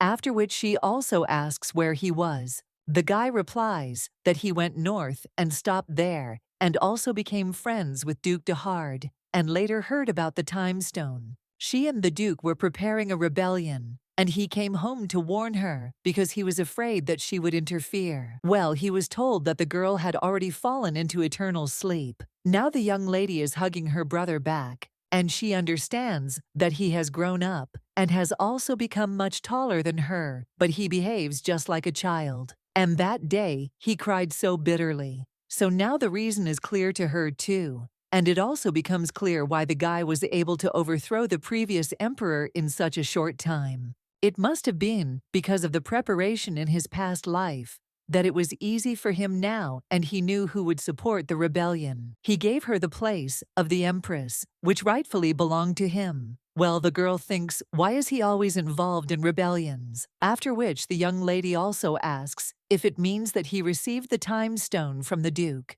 and wonders if Haven also remembers his past life, to which the guy replies that he does not think so. The girl claims that she also remembers, although it seems like she should not. And didn't the stone originally belong to the Duke? But her brother claims that if he remembered, he would have killed it the minute he saw it. The young lady wonders why, and the guy claims that he stole that stone. Roviel then sits down on the sofa, and he realizes that he doesn't even know where to start scolding him. Then the girl also says that it means he invited the Duke to the tournament because he knew him before. The lady's brother notes that he is the strongest man he has ever known, and he is not interested in power, so he does not think that he will harm his sister. But the girl claims that he said that the Duke was preparing a rebellion, and did not he want to become emperor? After which Eddie replies that no, their Duke simply hated the previous emperor, and that was before the war. The main character asks what kind of war it is, and the guy answers that Zilton has united with the Grypton Empire,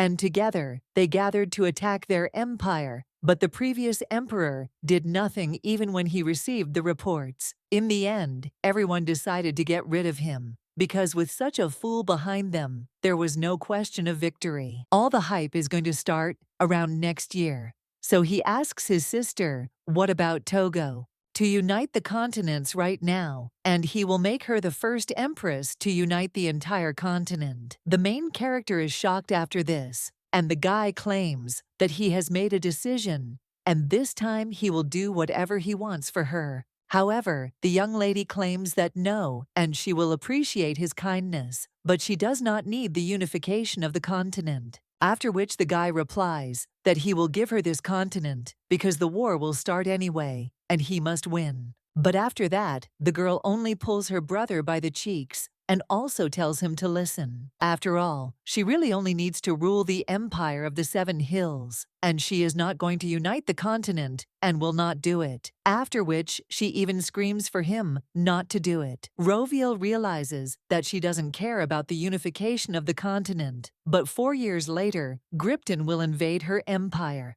And if they join Zilton and also attack, then the northern lands will become a battlefield. And then these two, that is Haven and Edwin, will leave the imperial capital. In this case, even Philand will not be able to fight Pagos and Delma. And it is also impossible to know what Janice Skyer would do in a critical situation.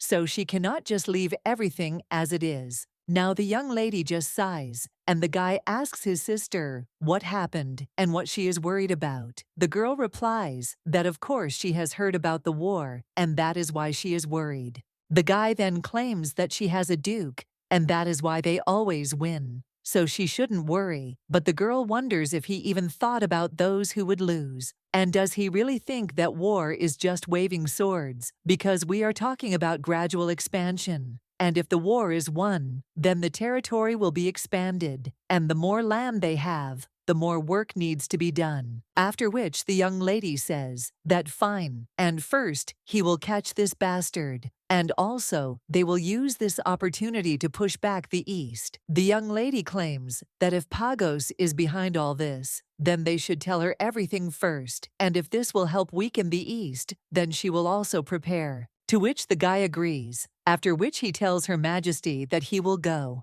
And when the guy leaves, then the young lady turns to him and talks about the days before, after which he apologizes for turning her back on him. And it's not because she hates him, but because she's tired, and she really wanted to tell him that. After which the young lady thanks him for being there and giving her a chance. The guy then says that she raised him. After which he turns around and says that he will go and will return soon, so let the girl rest. But when he opens the door, he meets the Duke, and when Haven looks at the guy's face, he sees that he is almost crying with joy.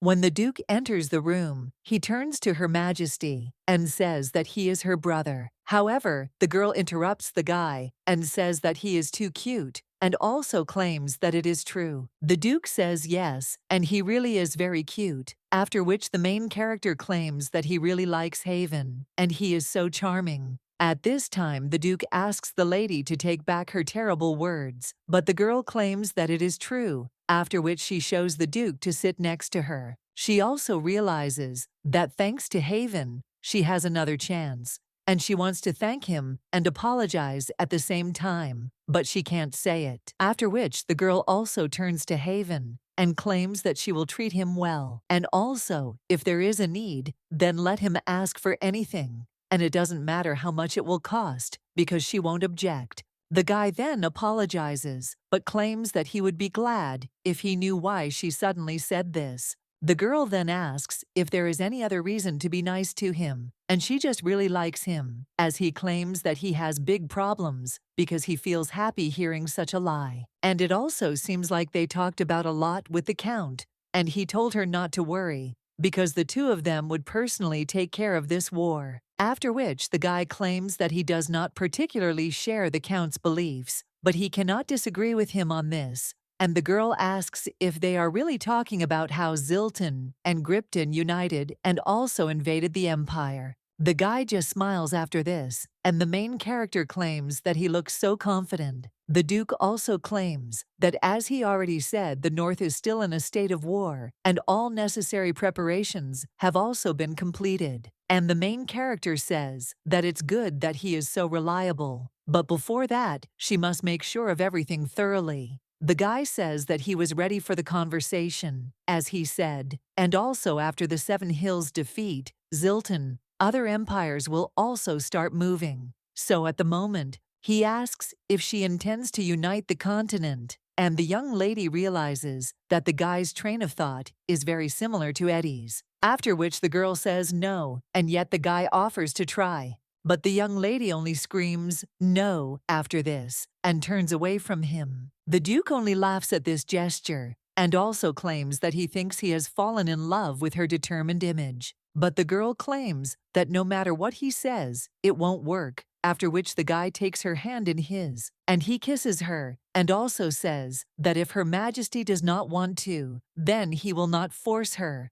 Well, if she changes her mind, then let her tell him at any time, and he will always be on her side. The young lady then thinks what a rude guy this is, and after that incident, she felt better. When the girl entered the secretary's office, he was lying on the papers, as if he were dead. However, when he saw Her Majesty, he immediately stood up and turned to her with concern. The girl then told him not to cry because she was there, and the guy asked if she shouldn't rest more, and if she was okay. A little while later, the girl sits down at her desk and tells Haven to pick up documents that could reflect the intentions of other empires and bring them there. The guy agrees to this, and the young lady also turns to Caleb and says that in the near future, they will give priority to documents related to the situation in the southeast. The guy then turns to Her Majesty and claims that the documents sent from the palace must be approved today.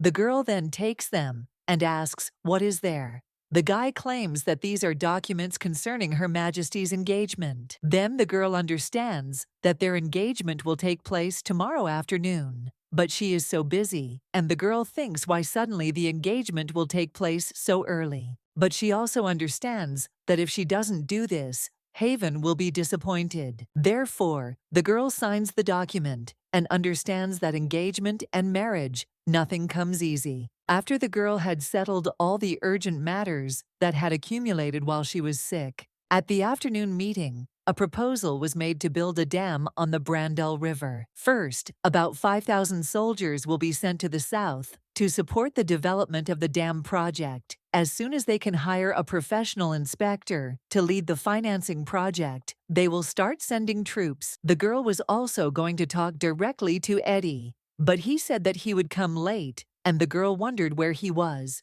A short time later, someone approaches Her Majesty and states that the head of the inspection team department has arrived. The main character then tells Cecil that it's okay, and she's going, and even if she hadn't come, she was still going to call her.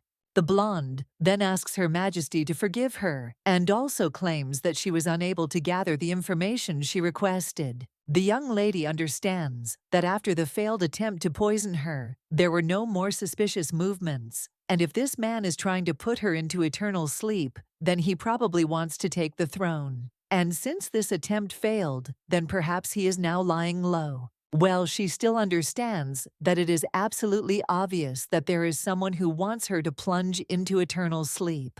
And if this is not an attempt to seize the empire, then they simply hate her. But the girl wonders if it is even possible to put people into eternal sleep for such a reason. At this time, the blonde asks the lady if she knows who the culprit is, to which she replies that she does not. And there is too big a circle of people there, which surprises the commander. And the girl understands that the first ones are those whom she threatened to deprive of their heads. The second are those whose information she used. And there are also people whose business went bust because of this. Of course, thanks to this, their family became rich, but more and more people began to harbor grudges. The commander of the knights at this time claims that if the lady says, "Hey, who they are," she will carefully study each of them. But the girl replies that no, and if at least one of them was a criminal, then Edwin would have already found out. So let Cecil concentrate on Pagos and on every move of Delma.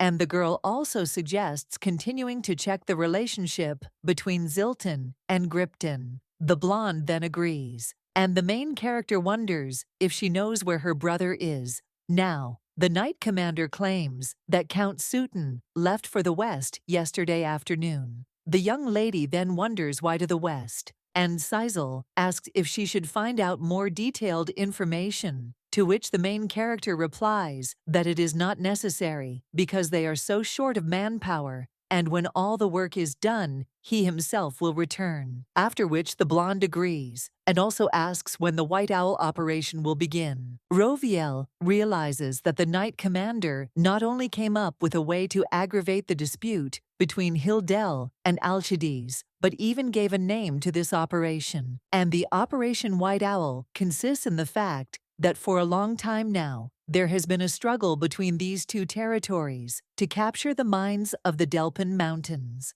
Moreover, it was a planned sabotage designed to crush Pagos and Delmoy.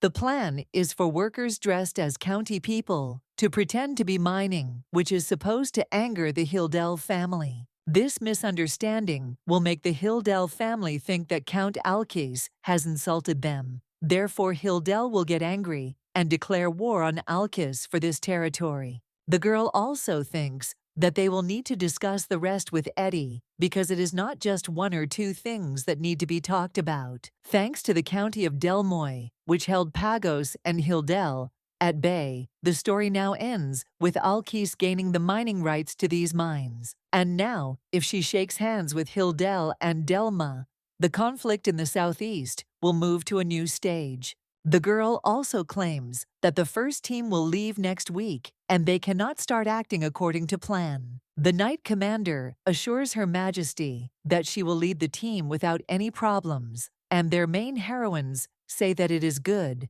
and also that the growth of the Kana will also send a report on the approval of the development plan of the mine to Viscount Hildel. After which the knight agrees, and the main character wonders if she has done everything she planned for today. But then she remembers that she still needs to prepare the documents regarding the engagement, and she completely forgot about it. The girl also thinks about something, but then she hears a knock on the door, and when she turns around, then he sees that the Duke is there, and realizes that he is just in time. The young lady then turns to the guy and tells him to go with her to a certain place, after which she realizes that no matter how busy they are, tomorrow will be their engagement, and she has never given gifts to her fiancé, who worked so hard to get into this palace, so he should be given an award for doing a great job. At this time, the guy opens one of the doors and asks if he should go there, and the girl replies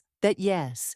And he thinks that there is no need to go far because this place is also full of treasures and their ancestors, after which the two of them enter the room. The young lady claims that there are many precious treasures there, and moreover, some of them are amazing to look at. The guy at this time looks at one of them and claims that it is Volho, and he is also a symbol of one of the 7 families that founded the empire. This is the legendary bird that I helped the Trebia family with, and they say that thanks to this bird, the family was able to seize power over the royal family. The main character looks at this statue and wonders if this is really the legendary bird, and she also wonders if it was possible that one of her eyes was sold by the previous emperor. The girl understands that the guy could have chosen something much more expensive, but it seems that he liked this bird, after which the young lady claims that if he liked her, she will give him this bird, and this is her engagement gift, and if he doesn't like this bird, then let him choose something else. The boy then tells Her Majesty that there is no need for this, and asks what he did to deserve something like this as a gift. However, the young lady only tells him to choose, and the guy claims that if she really wants to give him something, then he would like to spend more time with her. The young lady is a little surprised by this, and asks how much more. The Duke replies that 1 hour a day would be wonderful, and he wants to spend time with Her Majesty no matter what. The young lady then thinks that for some reason he looks very sincere and wonders why, after which the girl realizes that she is forcing him to look through documents all day, and they also eat together, fearing that she will be poisoned again. But in the end, the girl thinks what kind of reason this is, according to which the Duke wants to be near her, even during rest, after which the young lady says that if it is an hour a day, then there will be no problems. But she doesn't understand what he means by asking her to spend the whole day with her. The guy replies that it is better for them to slowly get to know each other like yesterday. The young lady then understands that the engagement will take place tomorrow, and all she knows about her fiancé is that he works well and has warm lips. After which the girl says that yes, they will do that, but he must choose a gift because she also wants to give him something. After which the guy looks at the eye of this bird and claims that if she insists, then he will take this stone. The young lady then thinks that he chose exactly this anyway, and it's such a small thing. And so the evening with Haven came. The girl says that they have gone far, so she suggests that they rest and then move on to, which the guy agrees. After which the young lady sits down, and the Duke states that Her Majesty moves too little. The girl claims that leading a sedentary lifestyle is normal, but the young man says that it is harmful to her health. Roviel is interested in dispelling. He said that she will live a long time, considering the amount of medicine she takes, but Haven claims that he didn't know about her stamina, so that's why he said so. The girl claims that even if she looks weak, she copes with her duties and lives well, after which the girl says that it seems that her brother will not return today. But if she doesn't see Eddie, she always has a premonition of impending trouble. The Duke then asks if the girl is talking about the Count, and he also says that in his opinion the Count is not the one to worry about. Well, the girl claims that she worries about anything, but not about this child, after which Haven says that it is clear, and the main character only smiles, after which she asks if the guy had brothers or sisters, to which he replies that no, and he is the only child in the family, but the girl asks who then rules the duchy, to which the guy replies that his uncle, and the girl claims that it seems he trusts his uncle a lot since he left his territory to him. Haven claims that he is one of those who wanted him to go into eternal sleep in Falenda, but as a manager he is a reliable person. The main character is then surprised and asks why exactly such a person, and his immersion into eternal sleep is a huge loss for the Seven Hills, so he must live long, and this is an order. The girl also asks how an uncle can wish such a thing for his nephew, and whether she should interfere. Well, the guys answer that maybe he doesn't see him as a nephew. The main character wonders what this means, after which the young man remains silent and touches his hair, and the main character realizes that he has ash-gray hair. In the ducal family, everyone has black hair and eyes. Well, now the young lady says, what kind of nonsense is this? Because hair color does not have to be the same.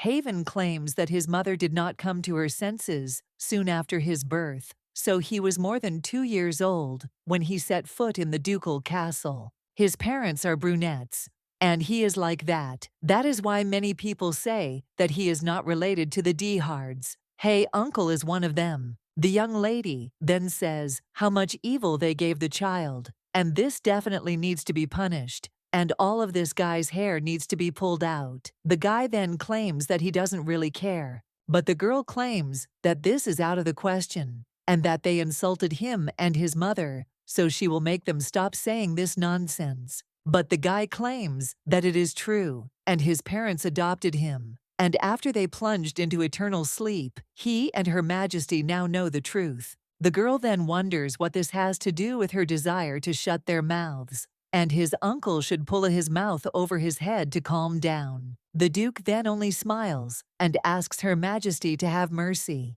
He also claims that if he becomes her husband, he will leave the position of Duke Uncle, and it will be a little awkward for him to do so after her punishment. The young lady understands that even if he smiles like that, she will not get any better, and after Haven became her husband, she only now learns that he wants to give up the duchy. The girl also wonders if it is necessary to go to such lengths and whether it is really too difficult to hide her adoption while being a duke. But then she realizes that there is something else there, and adopted children are also children, so everything is fine as long as he has a title and he rules well. After which the young lady asks why he participated in the tournament and whether it was to give up the title to his father's biological brother. The Duke replies that it is not about that, and some time ago he learned from someone that she, in order to prove her skills, needs to take on great responsibility, and as the leader of the server, he came to Her Majesty to protect it. The main character is a little surprised by this, and then says that whoever it is, he is right.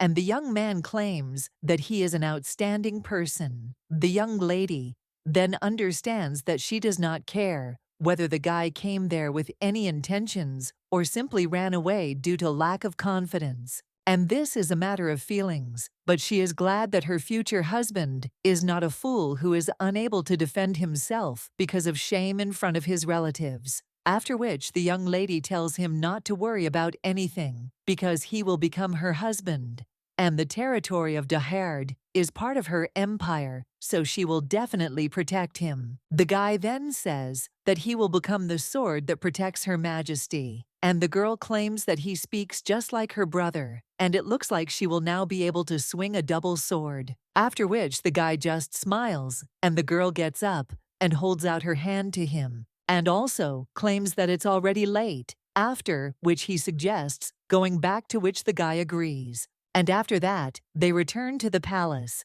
Later, Eddie did not show up for the ceremony, and the girl thought that he would in any case find time to attend her engagement, but because of his words about traveling to the West, she was a little worried. And she was worried not so much about her brother, but about the West itself. The girl also entrusted Eddie with the care of the army, but she does not care about this child, so she had to choose the leader herself. The girl also plans to send soldiers under the pretext of building a dam, so she will have to maintain the legend until Eddie returns. But one of the 4 powerful ducal families is approaching its demise, and this is the first step towards wiping Eastern Pagos off the face of the earth. And after Pagos disappears from the map, the collected money will be the most desired loot, and it will also destroy the tax-free life of the 4 duchies. The girl also thinks that the mere thought of collecting Pagos's wealth makes her happy. After which the young lady enters the hall and sees her future husband there. The guy looking at her only smiles,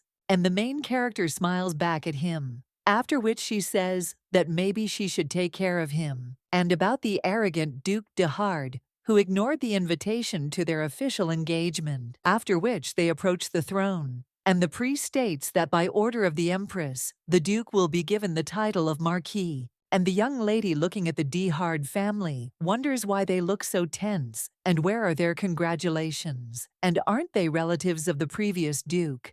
And it's a pity that the uncle she so wanted to meet still didn't come. The girl also understands that she is going to get rid of him if he starts to get impudent, but in any case, he is not there. O priest, it is stated that from now on, Her Majesty Empress Roviel Sutton and Duke Haven Daherd are engaged. A little while later, the girl approaches one of the aristocrats and claims that today is such a wonderful day. The guy then asks in shock if this is really Her Majesty, and the other aristocrats who are whispering to him begin to disperse, after which the guy seemed to ask if Her Majesty was really addressing him, and the girl with a smile on her face shows that she came to him, after which she asks why he doesn't congratulate the Duke. And the atmosphere in the evening is not the most pleasant when everyone has such gloomy faces, after which the guy turns to the Duke and is silent for a while. But the man claims that Her Majesty ordered congratulations,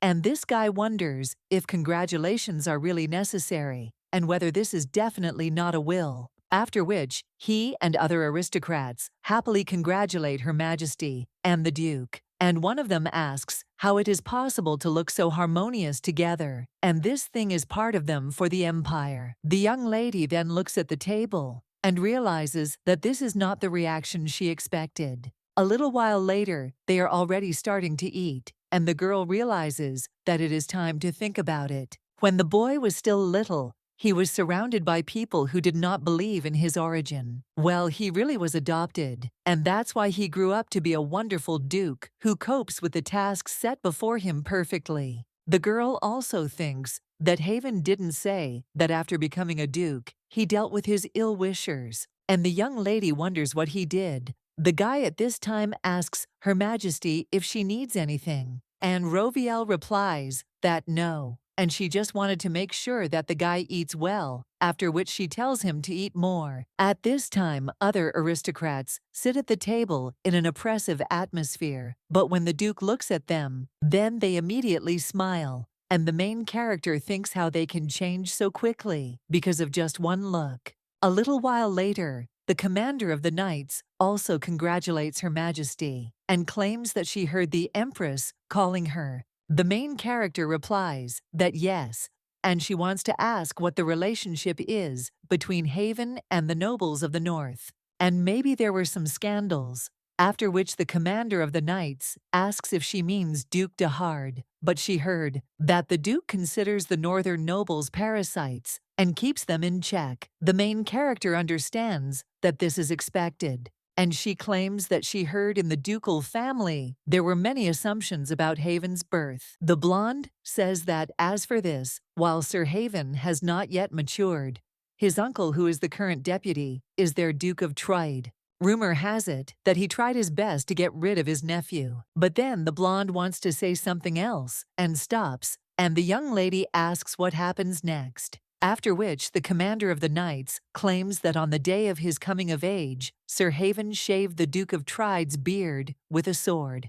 And they also say that he was aiming for the neck, but in the end decided to limit himself to the beard. But anyway, he went that far. Roviel wonders if he was seriously going to execute his uncle, and it turns out he is capable of such a thing. But in any case, the engagement ended happily, and now Haven has become the reserve ruler of the Empire of the Seven Hills. The 5,000-strong army reached the southeast, and they went to the Brandel River. She also negotiated with the 7 talents stolen by Edwin, and won over several people. And besides the architect, Ninazel happily took on the construction of the Brandel Dam. And finally, Edwin returned. The guy at this time turns to his sister and claims that she said that she had a meeting, but wonders if she left it too early. The young lady then realizes that her brother has returned with an impressive blonde girl. Roviel then tells his brother that she forbade him to leave for a long time, and asks if this is true, to which the guy replies that it is. And the main character pulls him by the cheeks and also screams why the hell he was gone for 10 days. And he knows how she was worried. The guy then tries to say through his cheeks that he was wrong and apologize to his sister. After which the girl just sighs, and the young man asks if she is angry, and also says that he didn't do it on purpose.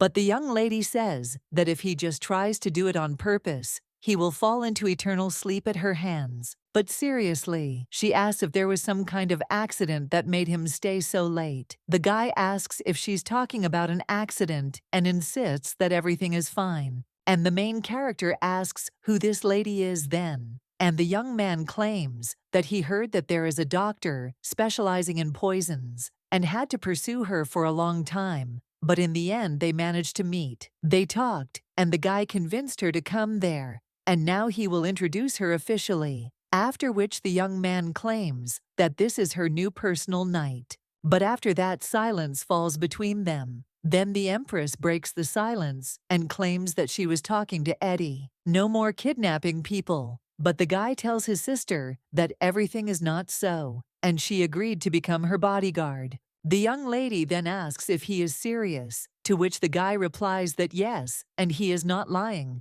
After which they both look at the lady with the blonde hair, and she says that she is pleased to meet Her Majesty. But when the girl is about to introduce herself, at that very moment the commander of the knights runs into the room and asks Her Majesty and the Count to forgive her for her impolite intrusion. But the matter is urgent. Roviel then tells Cecile to tell and the girl claims that the Duke's heir, Janice Schuyler, was kidnapped. And she also heard that she is currently in Falenda.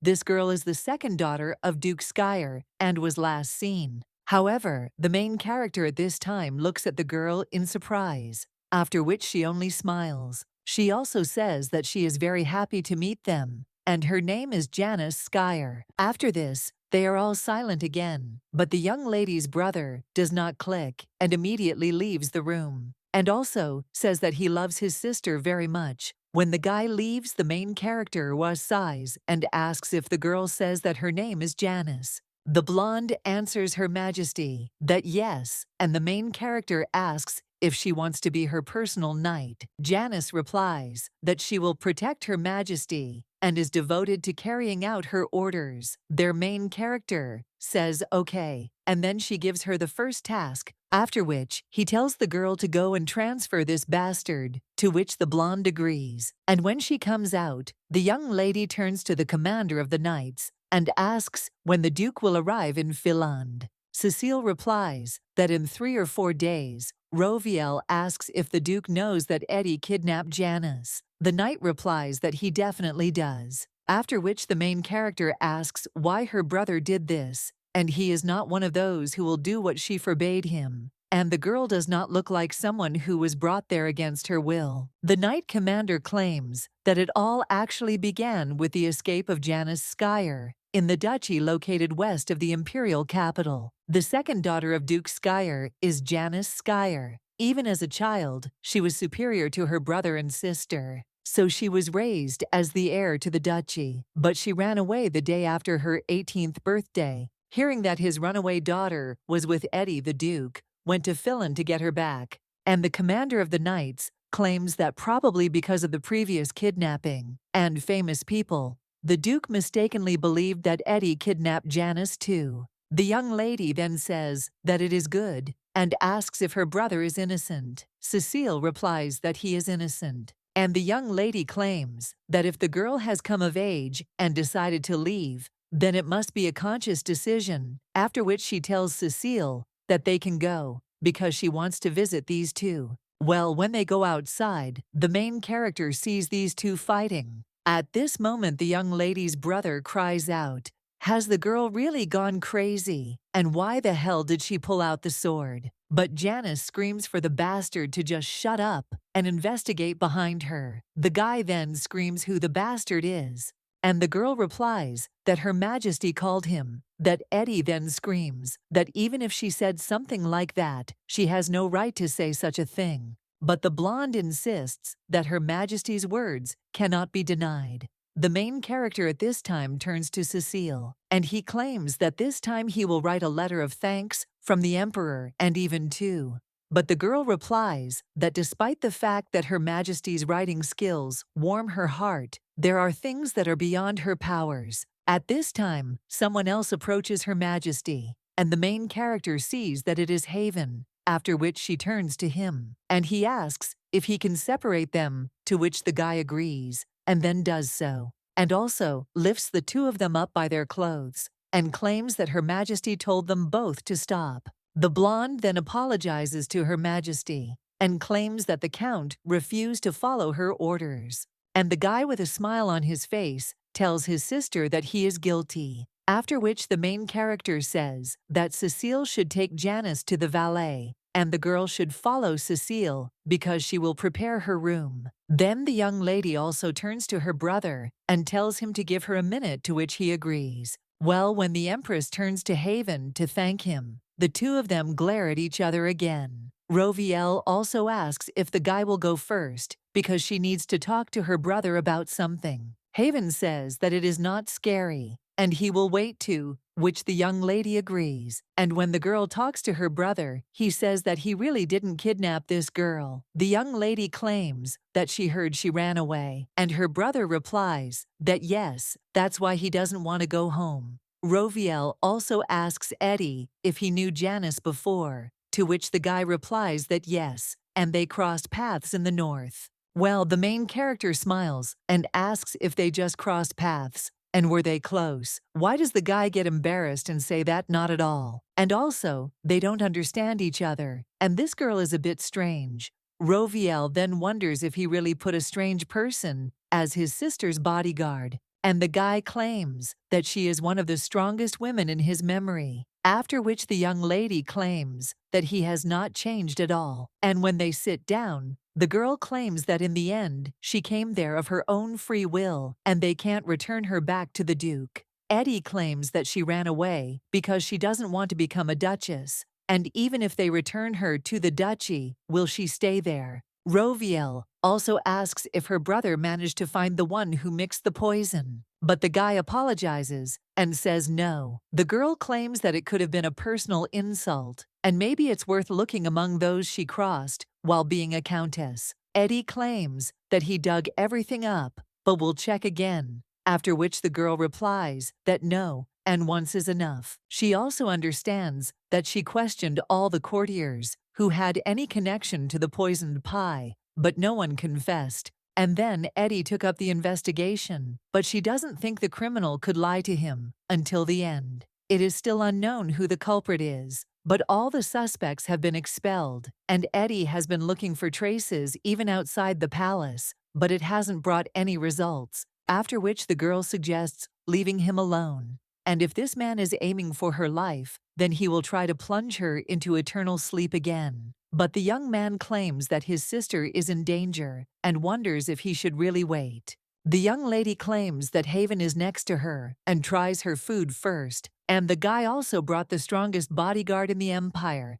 So what is there to worry about? And besides, because of his medicine for the poison, she can no longer easily fall into eternal sleep. Well, the guy then wants to object to his sister, but she tells him not to be upset because the investigation is ongoing, and the guards will continue to look for the culprit. After which the young man agrees and claims that among her knights, he is the strongest. The girl then says that of course, and the young man claims that he is stronger than Janice. The main character then asks what about Haven and whether he is also stronger. The guy claims that in his past life, he was the strongest, but in this one he has been holding a sword in his hands since childhood. And the young lady wonders if he is superior to him. To which the guy replies that they are almost equal, and the Duke has been training much longer than him, so he is still stronger, but he will be the strongest, and is confident of it. The main character strokes her brother's head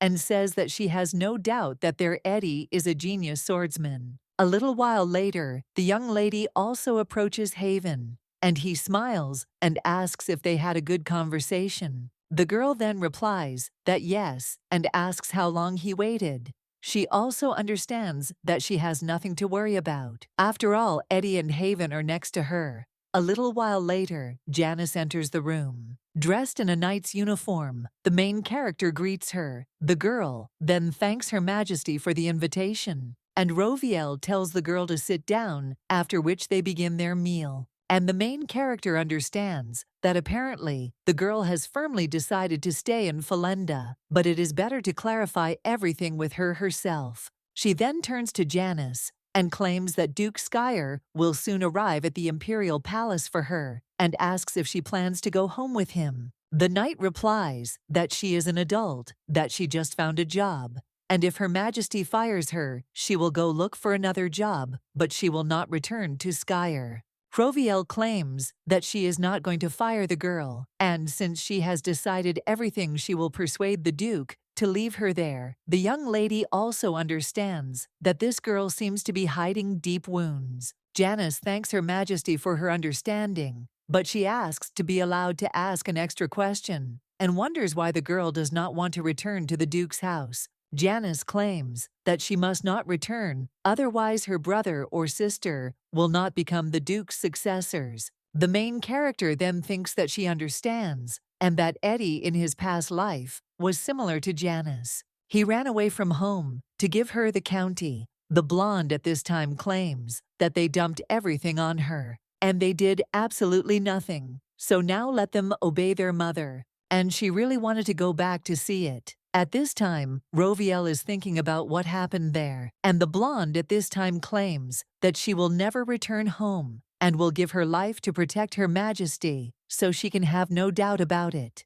Roviel wonders if the girl really hates the house so much that it is better to plunge into eternal sleep than to return there, and what can the Duke do to counter such a mood? Skyer's heir, having fled to the imperial palace, creates a perfect opportunity to gain Western support, who always remained a bystander, after which the young lady intentionally apologizes to Janice.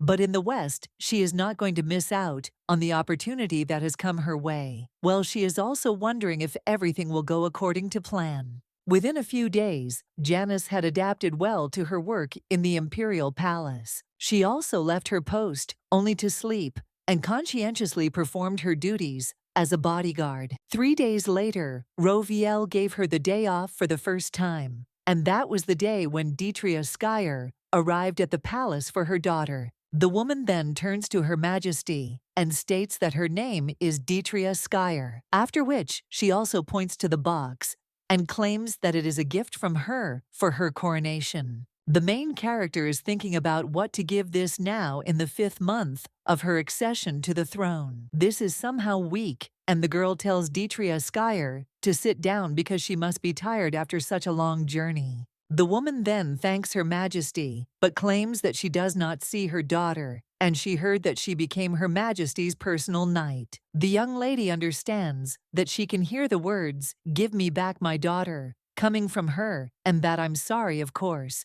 But the Duchess won't get it, and it's better to talk about more interesting things. The girl then turns to the Duchess and claims that Janice took the day off due to illness. The woman then asks if she is sick, and the main character replies that there is no need to worry because she is just pretending. After which the woman turns to Her Majesty and claims that she is too generous. Raz allows the knights to do such things, but Roviel claims that Janice is extremely talented, so she is ready to turn a blind eye to some of her whims. The Duchess then claims that she can be used for something more useful, to which the young lady replies that she will agree, but what can she do if she wants to be near her? The Duchess then turns to Her Majesty and says that if she is going to get her princess, she had better give up this idea. Well, the girl also says that the Duchess should not forget that her daughter's life is in her hands. Therefore, she should be more careful.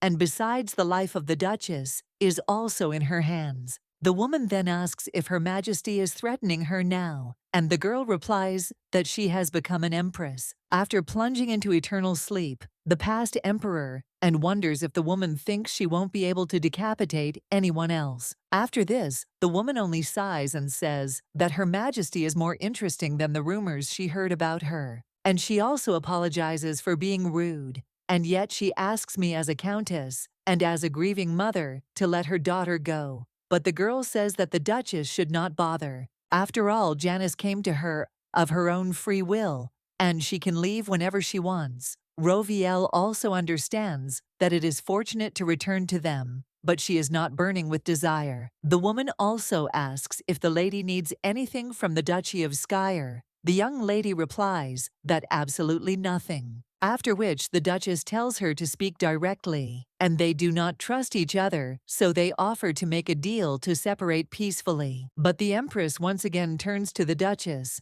and asserts that she did say that she does not need anything from her. Roviel understands that she will cleanse Pagos and then Delmoy and prepare for war with other powers. The main thing is that no one dares to stand in her way, and in other words, it only plays into her hands. If Skyer will sit quietly and not interfere with what is happening in the outside world. The woman at this time promises Her Majesty that the Duchy of Skyer will follow her will. Roviel states that this is wonderful, and it would be much better if they could trust each other more in the future. To which the woman tells Her Majesty, of course, but asks to be allowed to ask whether her daughter really said herself that she wants to become her bodyguard. The Empress says that it is amazing, but the girl even said that she would give her life to protect her. The woman wonders if she is serious. The main character tells the Duchess to ask her herself whether it is true or not.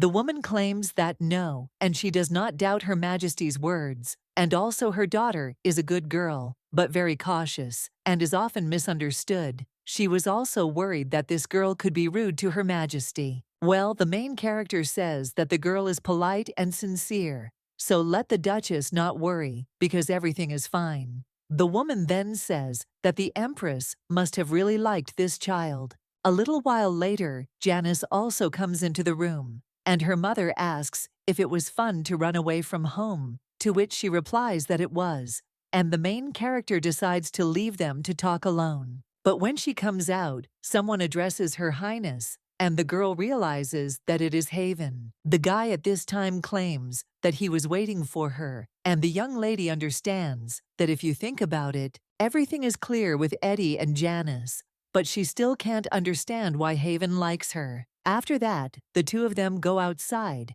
and the guy asks if Her Majesty really wants to stop the investigation into the assassination attempt on her. The girl replies that he is there too, and claims that Eddie has already scolded her for this, and also, if they still haven't been able to catch the villain, then they need to provoke him to new actions. The guy then asks how she can talk about this so frivolously, since her life is at stake, but the young lady tells Haven to relax, because she values her life, and let her think better about the fact that it was no secret to anyone that Eddie was mixing drugs into her food. Also, the poison that the villain used was incredibly bitter in taste, so the criminal who used this poison probably knew about these two things. The guy claims that the criminal could have hoped that she would not notice the taste, but the girl claims that she doesn't eat everything because she ate a piece and threw away the rest. But the Duke claims that she did eat it, after which they are silent for a while, and the young lady claims that in any case, she does not think that they really planned to put her into eternal sleep. After all, it's somehow awkward for poisoning the Empress herself. The guy then claims that thank God everything worked out, but she doesn't think so. Rovielle claims that the poisoner could have had other goals, and she still thinks that even if they didn't want to put her into eternal sleep, if that's the case, then that's an even bigger headache. After which the Duke states that while her life is in danger, nothing else matters. The young lady wonders what this something means, and she doesn't understand what's going on in his head. The guy replies that there is nothing but a headache, and the girl asks whether she should tell the court physician about this. At this point, the guy is about to answer something, but the girl interrupts him and claims that she knows that he will say that he will take care of his own life. Well, the young man replies that no, and he won't tell the vet.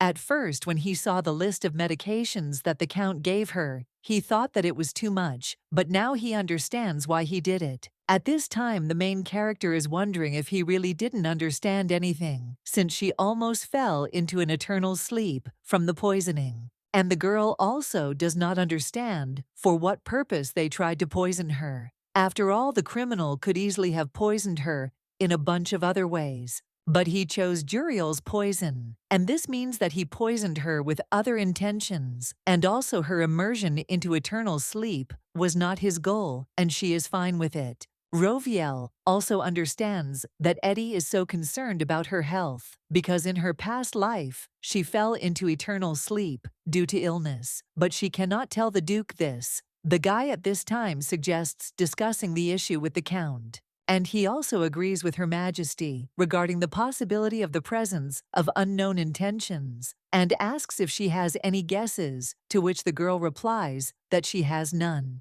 and also wonders if the criminal could have predicted whether she would eat the poison or spit it out without swallowing, and if she did eat it, whether she would fall into eternal sleep or get sick. There are too many variables. The guy claims that he understands, and the girl claims that if he achieved what he wanted, then he has already gone into hiding. So now all that remains is to wait and force Eddie to comb every millimeter of land, which would be cruel. The girl also claims that the guards continue to monitor Janice. The kingdom has also become much safer, and as Haven understands, the army commander has a lot of work to do.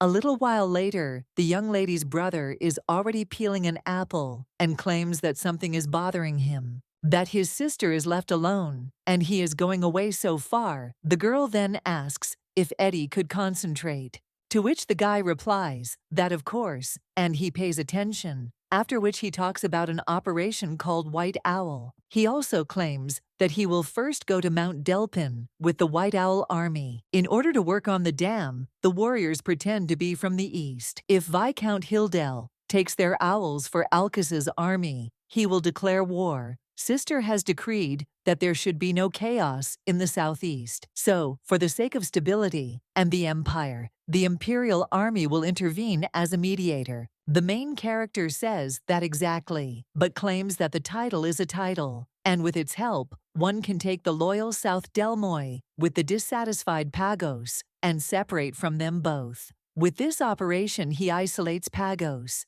The girl replies that everything is so, he is a guy, and says that it is not a problem, and it is simple, but the real problem is that the sister does not care about her well-being. The girl asks why this is, and the guy tells her to judge for herself, because everything they are talking about now concerns politics, and the young man asks if he should empty the palace so that she won't be in danger. Haven says that sounds tempting, and the girl claims that she is working on it, but her brother claims that he is the only one still worried because of the attempt to plunge into eternal sleep, and therefore he asks the Duke to take care of his sister, and also to make sure that she doesn't put anything in her mouth that hasn't been personally tested by him, and he will leave the medicine with the butler, to which Haven agrees. The girl then asks, what if the Duke gets poisoned? And the guy tells her not to be afraid, because knowing this, he gave the Duke hepatin in large doses, so that if he eats a little poison, Tony will fall into eternal sleep. At this time, the guy turns to his sister and tells her to look at this body.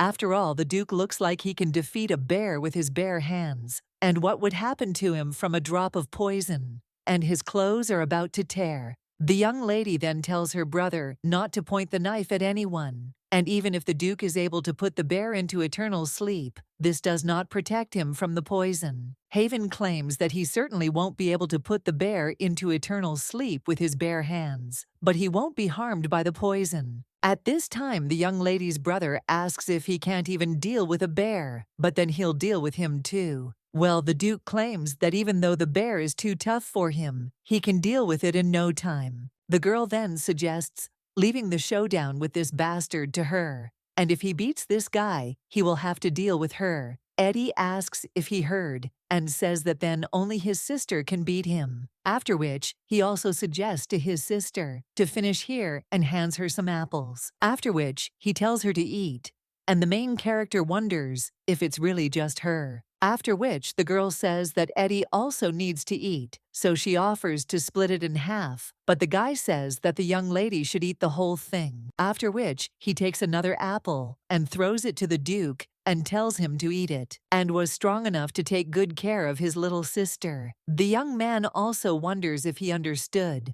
and the main character wonders what kind of a thing this is, and where her brother got such words from. But in childhood, he was always distinguished by politeness and kindness, after which the girl wonders whether she spoils him too much or does not pay attention to him. The Duke at this time only bites the apple and claims that he has understood, and the young lady wonders if he is going there too. The young lady also watches them eat these apples and realizes that it looks like a friendship between crazy children. A little while later, the girl is already sitting with papers, and the Duke is watching her, after which he asks why she doesn't take a rest, because Her Majesty looks completely different from usual. Rovielle claims that without her little brat at her side, she has no strength for anything, and the Duke claims that it's only been a couple of days since the Count left the palace. Rovielle claims that for the first time he went somewhere precisely on her orders, and he will be fine. Haven asks if she is talking about the Count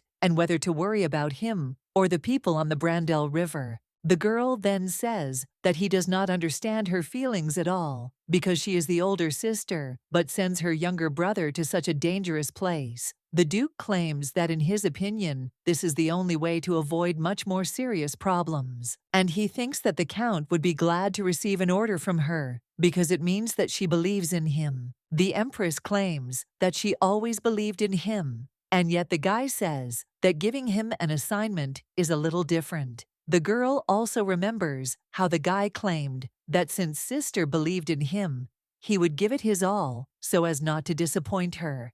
And the Duke claims that he thinks Her Majesty may already be thinking about a eulogy for the Count. After all, she has nothing to worry about, after which the young lady turns to the Duke and puts her hand on his cheek. The guy then asks, Her Majesty, what is it? And the girl says that she thinks getting engaged to him was a really great decision. The young man then turns to Her Majesty once more, but she only strokes his head, and the guy is a little surprised by this. And when the girl removes her hand and sees his surprised face, she asks if everything is okay. After this, the guy just says that it's nothing, and the young lady says that it's really time to rest, after which she suggests going to lunch, to which the guy agrees. A little while later, the girl is already changing clothes, after which she hears someone knocking on the room and telling that person to come in. It turns out to be the commander of the knights, and she tells Her Majesty that Hildel is declaring war. The young lady wonders if this is true,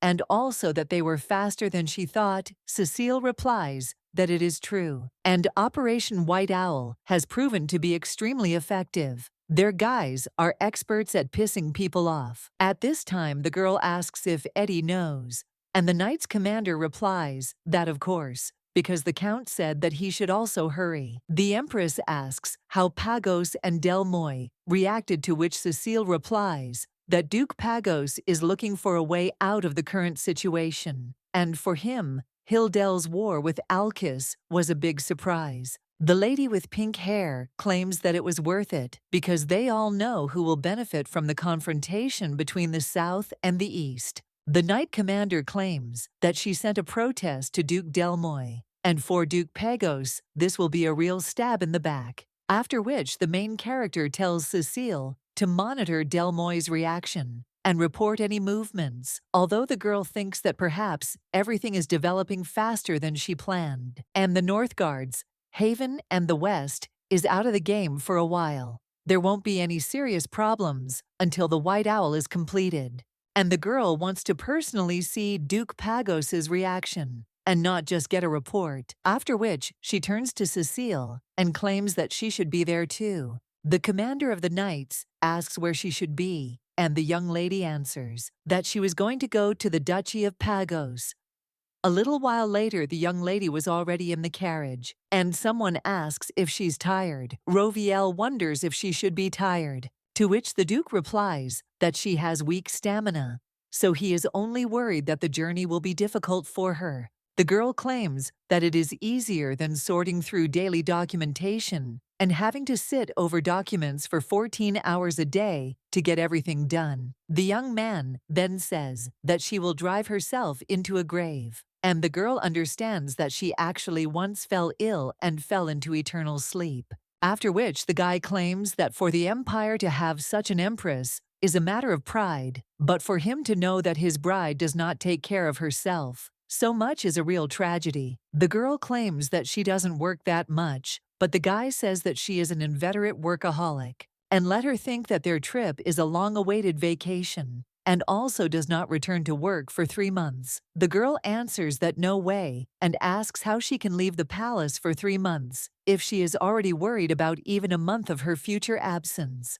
The guy claims that thanks to her, the current empire will survive for a year without anyone's help. And then the girl sarcastically apologizes for the fact that the engagement with her is a real tragedy. The young man claims that being engaged to her is the best thing that has ever happened to him, but the documents are more important to her than him. Rovielle claims that he could have simply told her that he needed something, but she only looks at her when she finishes her work. The guy claims that if she likes the work he has done, then she should at least smile, and he asks if the Empress knows that he is trying only for the sake of her smile. And besides, even when he was the Duke of the North, he never worked so much, Roviel claims that they walk together every day for an hour, and the guy claims that if it weren't for this, she would have been stuck in the palace all day. The young lady then turns to Haven and claims that she likes him, and that she always liked what he does, so he shouldn't overexert himself. The guy suggests that she not say such insidious things, but the girl wonders what's wrong because she's just telling him the truth. But the Duke claims that she doesn't realize that what she said could lead to misunderstanding. Roviel understands that she cares about him, and doesn't she show it enough? After which the young lady turns to Haven again and claims that she doesn't know what she's doing wrong, but she really likes him. He works well and is also handsome and has a pleasant voice. He is kind and smart, and his hair is soft and silky. And she also likes his clear eyes, and she also likes holding hands with him because she enjoys the warmth of his big palm. The girl is going to continue her story, but after this the guy, embarrassed, says that it's okay, and he understands. The girl then tells him to wait, because that's not all. And the coachman, hearing this, only becomes embarrassed. A little while later, the guy tells the lady not to worry, because the Count is not someone who can be easily put into eternal sleep. Roviel states that she hopes the Duke remembers that her brother is an ordinary man. Haven then tells the young lady that this tea will help her relieve stress, and everything will be fine with the Count because she will still see him. At this time, someone enters the room and tells Her Majesty that a messenger from the Commander-in-Chief has arrived. The young lady asks if he has come from Eddie, after which she tells him to let him in quickly. Then, the man hands the lady a sheet of paper, and the girl, having read it, only sighs. The guy then asks what happened to the Count, and the girl replies that the Commander-in-Chief defeated the elite army of Pagos, and she also says that thank God it is so. The girl also wonders how the rest of the East reacted, and the servant claims that after the news of the Duke's defeat, no movements were noticed. Haven claims that he thinks they realize that they can't stand against the Imperial Army, and especially if they do something. The Empress compliments his phrase and claims that this will be considered treason, and she is also the one whose name every resident of this empire must know. After all, she is a leader who is young, but already walks under her own coat of arms on the flag. Her closest relative is the son of the Viscount, the commander of the troops. The girl came with dozens of knights to the unstable territory and looks at them unwaveringly. After all, it can only be Her Imperial Majesty, Roviel, Satan. The knights then lay down their swords and shout in greeting to Her Imperial Majesty. He also asks what brought them there, and the girl replies that she is there to resolve the conflict between the East and the South, after which she asks how the war's going now. One of them claims that the situation was difficult when the son of the Eastern Duke personally entered the war, and now everything has improved because the young Duke of Pagosa has withdrawn his troops back. The South will take advantage of this opportunity, and they are now preparing for a full-scale war. The girl then asks what made Pagos retreat, and the knight claims that he heard rumors that the duchy was under attack. The young lady wonders who did it, and the guy replies that he is not sure, but heard that a few days ago the Commander-in-Chief went to the east. The girl then wonders if he is talking about Eddie. Meanwhile, the Duke claims that it looks like someone has chosen the fastest way to end this war, but the girl claims that it's not funny, and Eddie is in the Duchy of Pagos. After which, Haven claims that if he heard that Her Majesty was heading to the battlefield, he would do the same. The girl says that it is impossible to end the war with only 1,000 soldiers under her command, and she must join him. But the Duke tells Her Majesty that it seems she has forgotten that she does not even have 1,000 soldiers. The girl then asks if it wouldn't be better to arrive there unnoticed, and her bodyguard says that's absurd. A little while later, the girl is already sitting and turning to the young Viscount Hildel, and also claims that he said that the South is preparing for a large-scale war with the East. So she asks if this is true,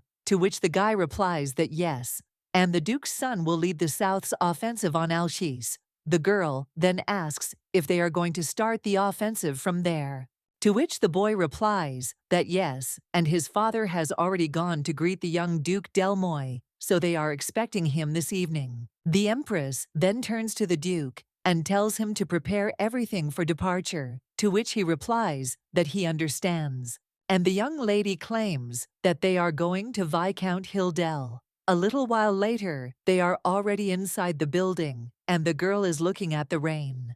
And the Duke claims that she is worried about the water and not about the little children. The girl replies that she does not deny it and is really very worried about her brother. After which, Haven tells her not to worry, because the Count is not someone who can be easily put into eternal sleep. But the main character claims that she hopes the Duke remembers that her brother is an ordinary person. After that, someone enters the room and tells them that a messenger from the Commander-in-Chief has arrived.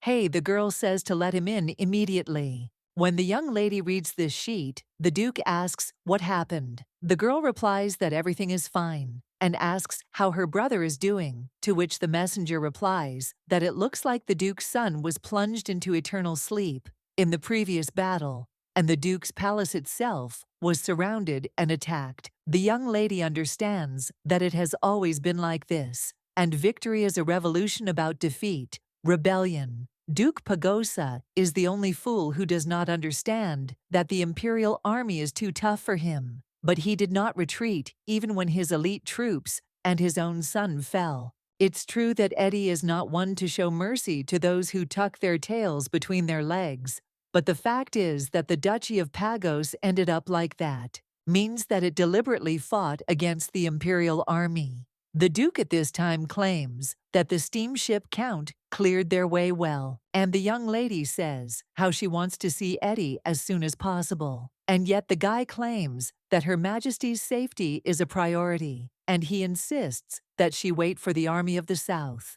The girl replies that yes, and they will check the condition of Duke Pagos only after the arrival of Duke Delmoy's son. A little while later, Geppetto Delmoy comes there and claims that it is a great honor for him to help them, after which he also kisses the young lady's hand, and Haven looks at it menacingly. However, when the girl looks at him, the guy just turns around, and the main character smiles, and also asks if they should go and takes Haven's hand. A little while later, they already come to the garden, and the girl claims that someone's hands have dropped again. Her brother asks his sister to honor him, and the girl asks if he wants to be responsible for his actions, and if this is his punishment for making her worry. The guy then claims that he just wanted to quickly sort everything out so he could see his sister sooner. Hey, isn't that the easiest way? The Duke nods and says he agrees with him, and the girl thinks about what he agrees with. Under the imperial flag, the Satin family gathered 2,000 soldiers to protect Hildel. The other rulers of the East did not interfere in the battle, and having locked the doors, silently watched everything. And that was the only right decision for them. Despite the fact that everyone was preparing for a large-scale war, the Empress and the southern troops peacefully arrived in the territory of Duke Pagos. The civil war, which almost turned into a territorial one, quickly came to an end. The supreme commander executed Pagos's son, who fought against the imperial army, and then laid siege to the Duke's castle. The Duke locked himself inside and did not react. However, as a generous empress, the girl decided to lend a helping hand to Pagos. She wrote that she would turn a blind eye to their son's betrayal if they voluntarily surrendered, but otherwise, she would consider them traitors as well, and then nothing would stop them from breaking in by force, and they would be given 3 Baggersauer to think about it. The girl also understands that the reason why the Duke locked the door is obvious, and they are waiting for the Eastern troops to come to their aid. But the girl wonders if they really thought she would wait so long. At this time, someone turns to Her Majesty and asks if the Duke will come out of his own free will, and the girl claims that those 3 will come into him if he doesn't come out, and asks what the guy is worried about. After which, she also tells him to tell his father to come to the Pagos Duchy, and since she came all the way there, it would be nice to meet him in person. The guy then says that having heard that Her Majesty is there, he has already set out on his journey, and his father will arrive in a few days, to which the girl agrees. After which, he asks them if they should visit Duke Pagos in person. After which they enter the duchy, and the girl sitting on the chair claims that a little more, and raising the white flag, would be pointless. Well, she also asks what he is doing. The Duke asks for forgiveness, after which the young lady claims that he did not kneel. The man is only surprised by this, after which he kneels before Her Majesty and greets her. But the girl claims that he is not so happy about this, after which the man with a smile on his face tells Her Majesty that he is absolutely happy, and she drove the innocent about the duchy into a prick, so how can she behave so outrageously? The young lady claims that he has no shame at all for the war that was unleashed under her nose, and these are truly outrageous times. Well, the man says that it's obvious, and why should he ask the Duke of Pagosa for permission to resolve personal issues? The girl replies that it was a battle between Alkis and Hildel, and Pagos had no right to interfere. But he moved the army without permission, putting the empire in danger. The man then claims that Delmoy also intervened in this battle, so let him be judged fairly. The girl claims that Duke Delmoy asked her permission, and the peacock then asks how he could put the empire at risk. It is only for the sake of protecting the South from Eastern provocations that it is quite natural to ask Her Majesty for permission to do this. The girl understands that he lies like he breathes, and this guy has no shame or conscience. Duke Pagos is angry at this time, but claims that Her Majesty does not seem to know. But since time immemorial, the duchy has been the founding family of this empire, and this also guarantees special treatment for them. So he is simply doing his duty as the ruler of the East, and the will of Pagos is not something she has the right to interfere with. But after this, the girl only turns to the Duke and claims that seeing the insolence with which he speaks, she got the impression that he does not intend to live long. After which, she asks if he really wants to go into eternal sleep, and Haven points his sword at him. The young lady's brother, at this time, turns to his sister and says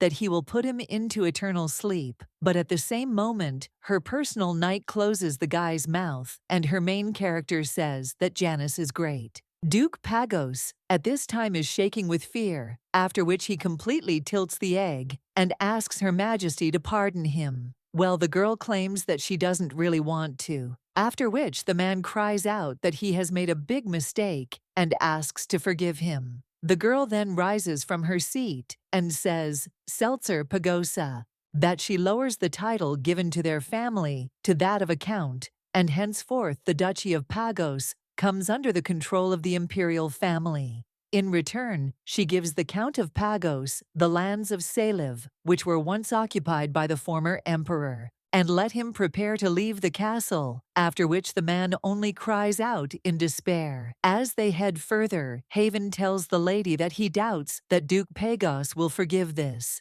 The girl claims that he will probably really look for opportunities for revenge, and Haven claims that it is better to tear this problem out by the roots. But the girl replies that if you do not answer, they will give the East a reason to rebel, and they do not know how the borderlands will behave. Therefore, at this point it is better to first observe them. And the girl understands that now is the best moment to show that the crown has no bad intentions. To attract tens of 1,000 soldiers guarding the eastern border to the imperial army, it is necessary not to plunge their master into eternal sleep, but to mix him with dirt. While the girl was working on turning the Duchy of Pagos into territory controlled by the Empress, Duke Delmoy arrived. The girl then greets the Duke and states that he must be tired after such a long journey, to which the man apologizes for not being able to meet her at the coronation ceremony and greet her properly.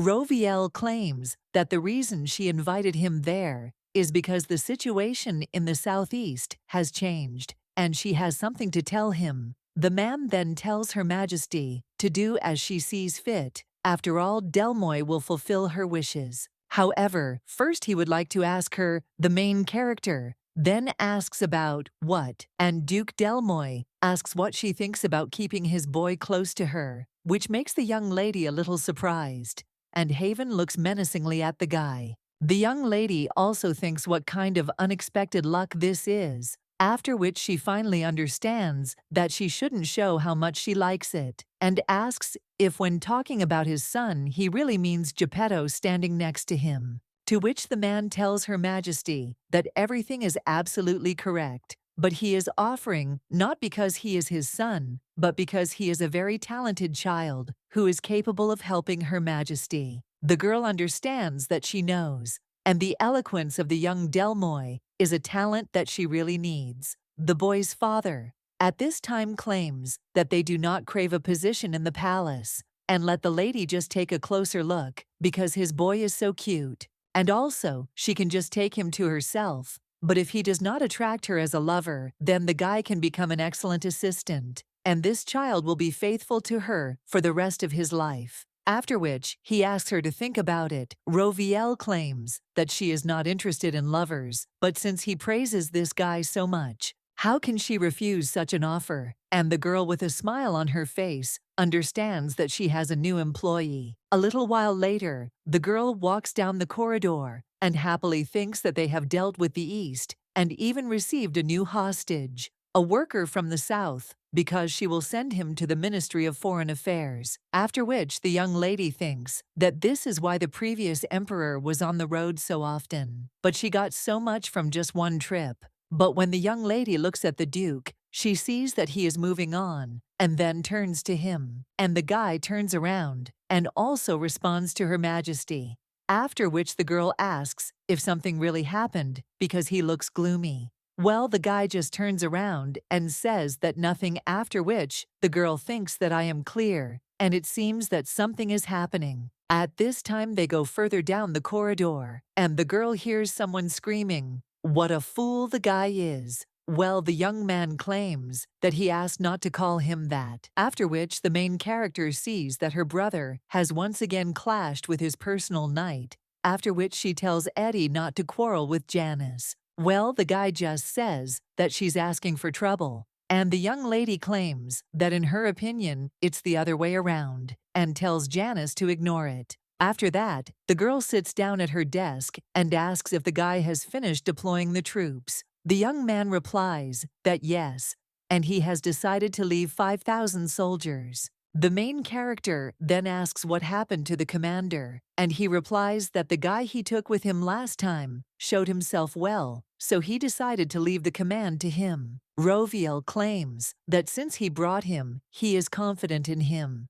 And she, the girl, also says that she is confident in them as well, as in James and Haven. Her brother then asks if she found him. Hey, the girl asks if he wants to say that he didn't choose the new commander, after which he replies that he didn't, but it looks like they were lucky because he carries out his orders perfectly. At this time, the main character looks at the Duke and realizes that now his face looks as if he is thinking about something. But they could have talked about what was troubling him back in Pagosa Castle, but there was so much going on, and having decided that they were a replacement for the Duke, who had now become a count.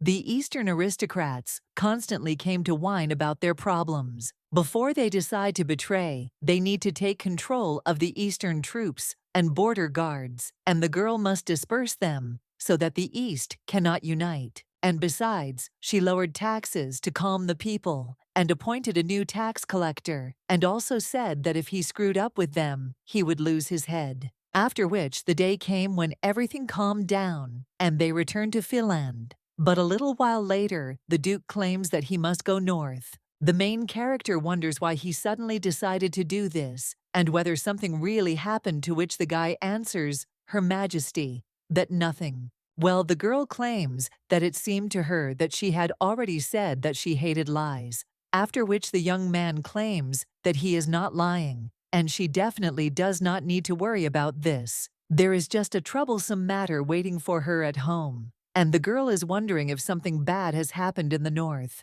The guy claims that good or bad, it is not worth the young lady's attention. The girl then realizes that she is sure that Haven has many reasons for leaving.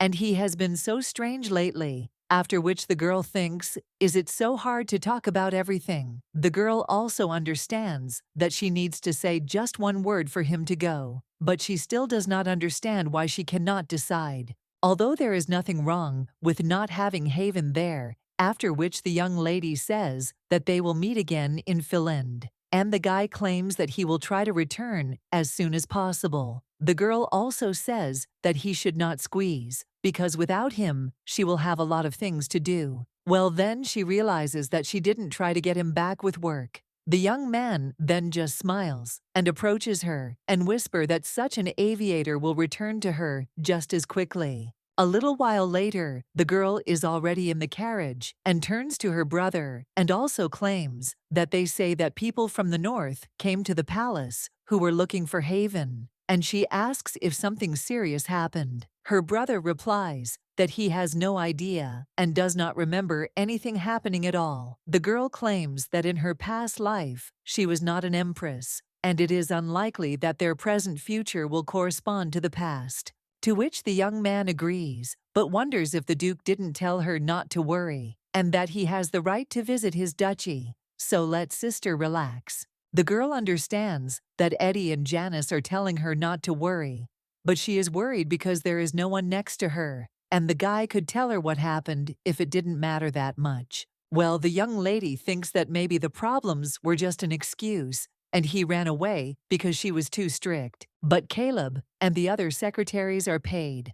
On the server, the Duke is a full-fledged person, which means he is not the poorest person. But still, she thinks that a precious stone from some bird is not too small a reward for his labors. After which the girl thinks that it has been decided, and when he returns, it will be necessary to fix this, and she will treat the guy better. And she decided to decide, but the groom still does not return. The secretary is worried at this time and turns to Her Majesty, and her brother is also worried about her. The girl understands that while she was in Pagosa, Caleb dealt with all the previously agreed upon matters. Geppetto, appointed Minister of Foreign Affairs, adapted well, and the atmosphere in the ministry became good. The girl also thinks that everything is obviously going well, but she still doesn't understand why she feels uncomfortable. At this time, the secretary turns to Her Majesty, and her brother also asks his sister, what about going for a walk? The girl then asks if he is talking about going for a walk, and the young man claims that he just thinks that she needs to change her mood, after which she offers to go with him. But the girl says that it is not worth it, and she will walk alone. She also points to a crumpled piece of paper and claims that it needs to be rewritten, and also apologizes for adding extra work to the secretary, but he answers Her Majesty that everything is fine, after which he takes this piece of paper, although he still has a whole mountain of work. A little while later, the girl goes out into the garden, but all she remembers is how Haven addressed her, and also understands that she does not know his feelings. A little while later, the commander of the knights turns to Her Majesty and asks what brought her to her. Well, the girl is just wondering if there is any news from the north, because more than a month has passed since Haven went north, and there is still no news from him. So she asks if Cecile knows why the Duke hasn't returned yet. The blonde replies that she doesn't know, and doesn't Her Majesty know more about the Duke than she does. But the young lady claims that if she knew, she wouldn't have gone to her to ask Cecile, wonders if they had a fight and if they had a conflict outside of the work department. Roviel claims that this simply cannot be, and Haven said that he likes her and also thinks that from their first meeting, he always treated her well. And besides, when Eddie went to war, the Duke consoled her and told her not to worry. After which, Cecile asks how Her Majesty responded to the Duke's feelings, after which she claims that she said thank you. The knight commander is then surprised and asks Her Majesty if it is possible that she does not like the Duke. The girl then asks what she means and claims that she has the best fiancé, but the blonde claims that she is not talking about her feelings for him as an employee. And the main character asks what she means, and she thinks that Haven is quite an interesting guy. The girl also understands that it is a little strange, but she likes everything about him. And also, it is enough to look at him to understand that he is very handsome, and especially his powerful body, to which the face with snow-white skin best suits. The commander of the knights claims that despite the fact that the Duke is objectively an attractive man, isn't he her type? After which the young lady thinks a little, and also claims that if we rely on her taste, then the Duke is the best. And small and beautiful children like Eddie are perceived more as younger brothers than men. After which the blonde asks if she really only remembered the commander-in-chief, Duke de Hard, and she wonders what the lady thinks about Geppetto Del Moy. After all, rumors began to spread around the palace that young Del Moy was in love with Her Majesty. The girl then said that if you think about it, Geppetto is quite handsome, and the blonde wonders if he is a bad candidate for a husband, but she can always take him as a lover. The girl then realizes that it's not that she didn't want to tie another useful person to herself in this way, but she prefers Haven as a husband, and she doesn't want having a lover to break his heart. After which the girl says that no, and Haven alone is enough as a companion. Well, the blonde says that she doesn't have to marry a man she doesn't even like. After which the young lady is surprised and asks if she doesn't like Haven, to which the blonde replies that she did say that she rejected the Duke's feelings. And the main character asks when, but the girl replies that she said that she thanked him for his confession, to which the young lady replies that she thanked him, but she didn't say no. After which the commander of the knights asserts to Her Majesty that saying thank you for a declaration of love doesn't look like a subtle demonstration of hostility. The main character then goes into shock, and the blonde claims that judging by her reaction, she really didn't know. And if there is a misunderstanding with Duke de Hard, it will probably cause a lot of problems. And she thinks that she should report to her that there are guests in the Duke's palace now. The main character wonders who is there, and the commander of the knights claims that there is a guest from the kingdom of Gripton, or rather the royal princess. The main character is surprised by this. She understands that de Hard is located in the north of the 7 hills and borders Gripton, and in their entire history, they have never been at odds. What's surprising is that Gripton is a fan of provoking everyone and everything out of sheer boredom, and there is a possibility that they sent their princess as a guarantee of peace. And in other words, Haven had to go north to deal with border conflicts, but the girl thinks that it is somehow. After which the commander of the knights interrupts her thoughts and claims that it seems that Gripton's daughter has made an offer to Duke de Hard, and she can't know what the Duke answered, but one thing is certain, and the princess and her retinue have been living in the Duke's castle for a very long time. The young lady then understands what it means that her future husband, who could have wrongly decided that her feelings were rejected, received a proposal from another woman, and threw it away, after which the main character tells Cecile to get ready, and the girl asks in surprise, where? After which the young lady says that they are going to pick up her fiancé. A little while later they are already heading in a carriage,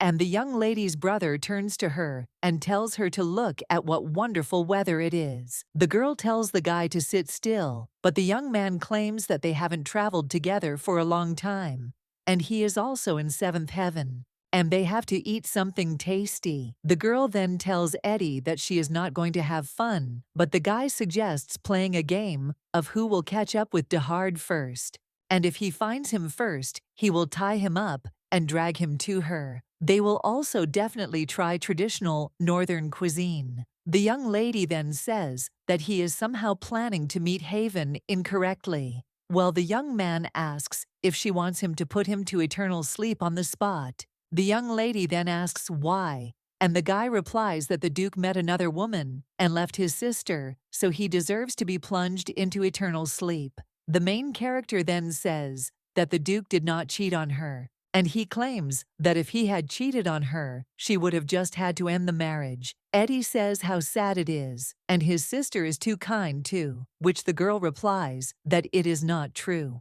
But be that as it may, Haven is not that kind of person, to which the guy replies that he knows.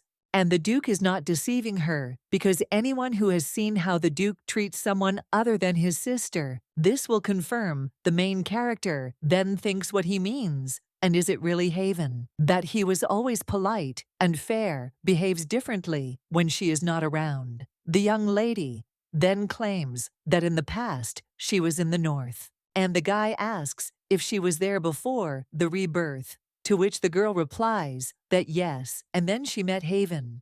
It happened in the winter when she was 20 years old. The young man claims that he somehow found out where the girl was from, and means that he knew her. Otherwise, she would have definitely found out how creepy he is, after which the young lady is a little surprised, and the guy only tells his sister not to worry, because the Duke will never turn away from her. The main character then thinks how the guy can be sure of this in his past life. She was shivering from the unusual cold of the north, and Haven warmed her with warm tea. They said a few phrases to each other that were completely erased from her memory. And then he brought her everything she came for, and the girl understands that she just wants to thank him for everything. And she is afraid to punish him for breaking his promise to return quickly, after which she hopes that she will be forgiven for this again. A little while later, they find themselves in the north, and the young lady understands that they have entered the northern lands, and the wind has begun to change.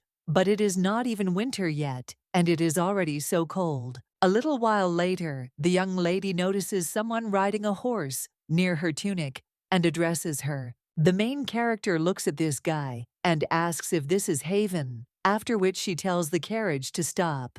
And then they come out of it. Haven turns to Her Majesty and extends his hand to her. But the young lady's brother, at that very moment, knocks the guy's hand away, after which he still takes out his sword and its scabbard, and he points it at the Duke. The girl is then a little surprised and asks what he is doing, and the Duke also wonders what this is all about. The young lady's personal bodyguard also grabs his sword. The guy wonders what they should do with the person who broke their sister's heart. The Duke then simply kneels down and takes a piece of the lady's cloak into his hands, after which he asks if he broke her heart. The girl then only turns to Hye-yeon, and she tells him to get up, but she thinks that this is so strange, because just recently she even talked about breaking up the marriage, and now she is so happy that he meets her. After which the girl says that she came there to pick him up and offers to return, to which the guy agrees, and the young lady understands that this is precisely why the previous emperor, they fell in love with someone so much that they were ready to bring their own country into decline, and yet she almost spent half of the empire's fortune on him. But before that, the girl asks if he wants to introduce her to someone. The guy then asks who he can introduce to her, and the girl answers that the Princess of Gripton had proposed to him, and moreover, information had reached her that she was living in his duchy. The guy then asks how she knows, and claims that he rejected her offer, and also thinks that Her Majesty should not worry about nonsense that he can deal with himself. The girl then asks if he refused, and the guy replies that he did, and the young lady claims that of course, because if he had answered her with consent, she would have brought the imperial army. At this time, Eddie claims that he recognizes his sister, and also tells her to show them where the crayfish spend the winter. Well, the Duke at this time takes her hand in his, and says that since the lady has come such a long way in order to visit his castle, then he will gladly show her the way. And the young lady realizes that he looks so excited that she cannot bring herself to say the real reason for her visit. A little while later, they're already riding in a carriage, and the guy claims that if he had known that she was so worried, he would have finished work earlier and returned. The girl claims that she thought he had betrayed her and left for another woman. Well, the young man tells Her Majesty that this will never happen, and the girl replies that yes, otherwise there will be war. After which, the girl sees the gloomy expression on the guy's face and tells him not to pretend that he is facing a dilemma. When the girl gets out of the carriage, the guy suddenly approaches her ear, and he claims that he wanted to see her so much. Well, the young lady claims that he is lying, and she doesn't remember that they saw each other before her arrival there, to which the guy replies that he really was going to leave tomorrow. Well, the young man claims that they even dug a hole under the mountain to bury the princess. When the girl arrives at the castle, she is greeted by Haven's uncle, whose name is tried to hard, and he claims that this is their first meeting, so he asks to let him introduce himself. The girl tells the sir to raise his head because he must be surprised by her sudden arrival. To which the man replies that no, and he thanks her for such a timely visit, since he was already going to write her a letter, after which he also begs to take the Duke with him, because he cannot name the reason for this request, but the Duke forbade him to worry Her Majesty. The girl then asks if this is really true, and would still like to know the details. The man then asks to be allowed to simply report that the Duke nearly started a war to turn down Gripton's offer. The boy then tells his uncle that this makes Her Majesty worry. The girl then asks if he is talking about the war and claims that he is becoming more and more curious, after which he says that they should call Gripton's daughter, after which he obeys. The Duke asks if the girl really wants to talk to her now, but the young lady wonders if she is already buried under the mountain, to which the guy replies that no, and that she is still in the castle. The girl then thinks, what does it mean while they are still? Much time later, she is already sitting with her, and the lady with the blonde hair greets Her Majesty Empress Stayan. The girl claims that she is the second daughter of Gripton, and her name is Lyona. The Empress then asks if they have come there to propose to her fiancé, and tells her to relax and tell it like it is. And also, not everyone will dare to propose to a man engaged to the Empress, after which she wonders whether it is for political gain or because of feelings for Haven. But the girl then asks if she is talking about her feelings for this idiot, and tells Her Highness that it's all in vain. And besides, only upon arriving there, she learned of their engagement, and her father simply ordered her to marry the Duke. So she came to convince the Duke to accept her proposals, and they were only engaged, so how should this bother her? But the girl wonders if she wants to say what. She doesn't like Haven, after which the Duke's father thinks how strange she is, and the girl claims that the princess cannot rely on her feelings in such matters. And the young lady is interested in it, which means he's forcing his daughter to marry a man she doesn't have a drop of sympathy for, and it turns out the king isn't the best father. The lady with the blonde hair only gets angry after this, and also claims that she thinks the lady will not accept this as an excuse, and it would be great to carry out her father's will, but he is not the type to scold her for refusing, so she will soon just return home. Roviel asks if she is really coming back and spent 2 months there, but suddenly decided to leave, to which the girl asks what else she can do since she is already there. And besides, she was going to leave anyway before she had the opportunity to find out the depth of the hole prepared for her. The young lady then wonders if she is really going to wait for her to leave and then suddenly return. And moreover, if she understood that because of her engagement with Haven, she had no chance, she should have returned home as soon as she arrived in the duchy. Gripton and de Hard are not exactly friendly neighbors, and it is strange that they suddenly proposed a marriage union. And if they needed a union with the Seven Hills, they would have come to her. Hey, the girl wonders if she is too fixated on the fact that Haven received an offer and is missing something. The princess at this time asks if she can leave them to prepare for her departure home, and before they decide to deal with her for proposing to her fiancé. But the girl then tells the princess to sit down, and also wonders what the situation was like on the border, to which the Duke replies that surprisingly everything is calm, and the girl asks what about the Gripton troops and whether the numbers match. The guy replies that many soldiers have gone missing, and the girl wonders where they went, after which everyone tenses up. And the princess jumps up from her seat, and she cries out, do they really want to accuse them of something?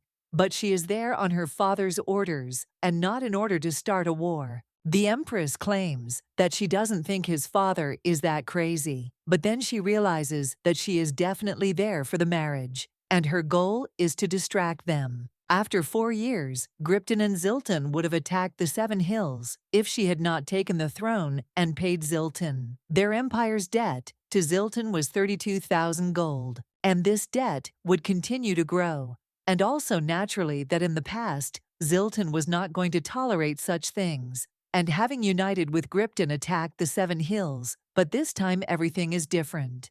And the debt is fully paid, and the union of these two empires is stronger than ever. So the unification of Zilton and Gripton is unlikely at the moment. And if Gripton does not increase his military power, then attacking their empire is pointless. And now the troops have suddenly disappeared, after which the girl claims that they missed it. And also, Gripton intends to occupy Ileona in the northeast. The princess, after this, only keeps silent about the girl, understands that to start with Ileoni near Gripton, and also to add the kingdom of Tudrum, and then even the united Seven Hills, with Zilton Gripton, are not opponents. After which the young lady says that they should immediately check Ileoni and Tudrum, and the Duke states that they are going there right away. The princess at this time states that if this is all she would like to leave. Well, the main character asks, what if she doesn't let her leave? And the princess asks if she wants to say that she will let her marry the Duke,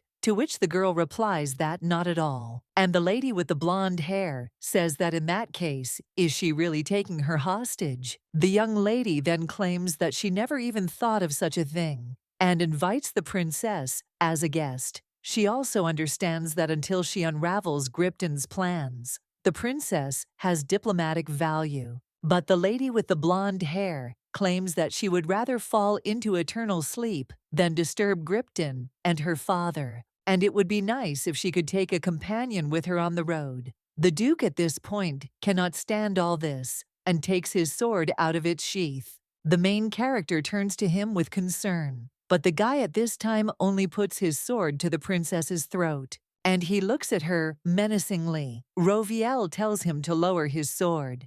And what about the princess? There won't be any fellow traveler, so let her get out of her country right now. After which the princess, in this case, asks permission to deviate. A little while later, they are already sitting at the table, and the Duke claims that the princess insulted her. And also, they shouldn't have let her go so easily, because it would be better to bury her under the mountain. But the main character says that Haven should calm down, because they have no evidence that they intend to put her into eternal sleep, and it would be better to plant a tree in that hole. And besides, if something happens to the princess, a war with Gripton will immediately begin. Well, the guy claims that this war is inevitable anyway, so they better deal with Gripton before he takes over Ileone. The girl says that the Duke is right, and one day they will attack their empire. But attacking first is not the same as reacting to an invasion. The girl also asks what their neighbors will think if they attack first, and she understands that there is a rigid power structure on their continent,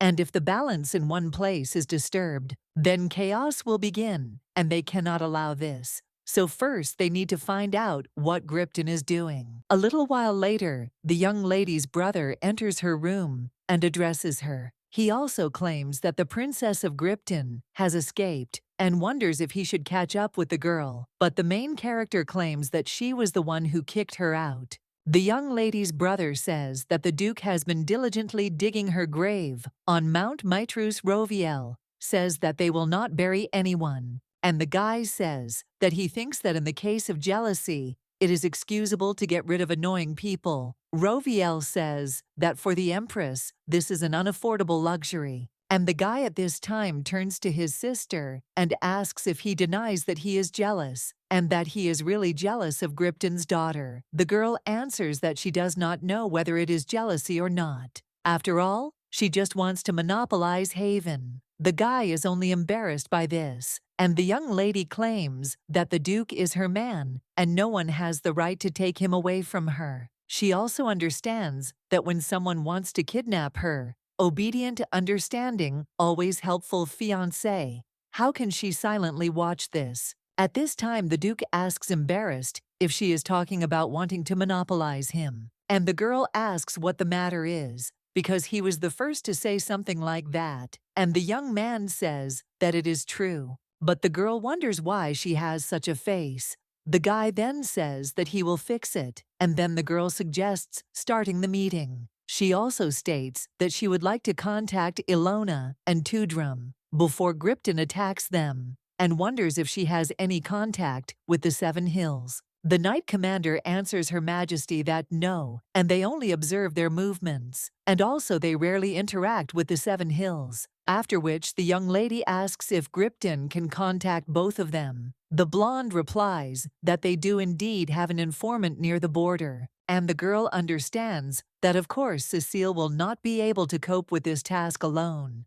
And when she returns to Philand, she will ask Geppetto to create an external surveillance department. And also, if she knows what is happening on the border, she will be able to say with certainty where the Griptonians are heading. As for Gripton's neighbors, there is only Ilona. At this time, the Duke's uncle addresses Her Majesty and asks if she really thinks that Gripton is going to attack Ilion. But the girl replies that if not to invade Ilion, then why else would they bother themselves in such a way? But the man then wonders why it is so difficult to capture them. They can capture Ilione at any time. He also claims that Gripton has always coveted the fertile lands of the Seven Hills. And from this side, Ilona is of little use. But the girl claims that the duchy does not allow them to invade the empire, and asks if he thinks that they could have found another way, after which the uncle claims that he says this because they do not like to waste resources on the post,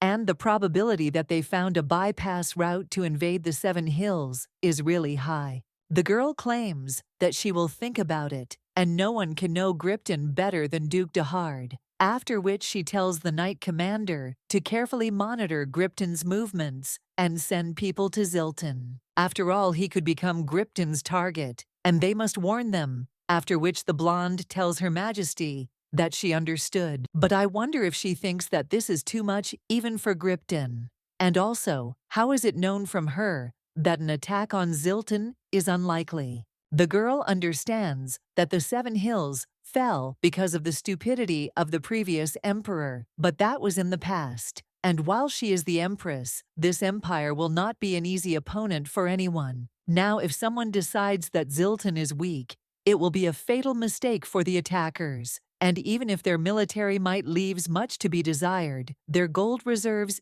easily compensate for this shortcoming. In essence, war is a struggle for resources, and Zilton only needs to spend money and hold out until their ally deploys an army. And then even Gripton won't be able to fight two opponents at the same time, and they should understand this. Eddie at this time turns to his sister and tells her not to try to apply common sense to the Griptonians, and she knows that they are all war dogs. He also says that the girl should simply imagine an army of Havens in their place. The main character then thinks about what Haven would do, after which the girl turns to Cecile and tells her to immediately send someone to Zilton, because she wants to know how much money they have at their disposal. And besides, it is necessary to find out whether each noble family has enough amuntia, after which the girl obeys and states that she will immediately start preparing. And the young lady also turns to her brother and tells him to make sure that his troops are ready to march at any time. The Duke's uncle, at this time, claims that they will once again check the northern border and the adjacent territory. And Her Majesty should also hurry to return to Philand, because if it comes to war, then it will definitely start there, and in the north, it will become too dangerous for it. And if Her Majesty gets involved in the war, the Duke interrupts his uncle at this point and says that he is right. It is dangerous there, so she should go back. But the main character asks what he is talking about, and if it becomes dangerous in the north, she will have to leave Philand and hurry there. Well, the guy says that Her Majesty should not think of it because it cannot be avoided. But the girl tells him to think for himself, because if Gripton had attacked and he and Eddie had fought there, it would be dangerous for her to be anywhere without you by her side. And in any case, she asks, isn't being next to him the safest place in the world? After which the guy is a little surprised, but says that he will definitely crush them all. The young lady looking at the Duke is even a little surprised, and the girl understands that if she stays there, then their combat power will definitely increase.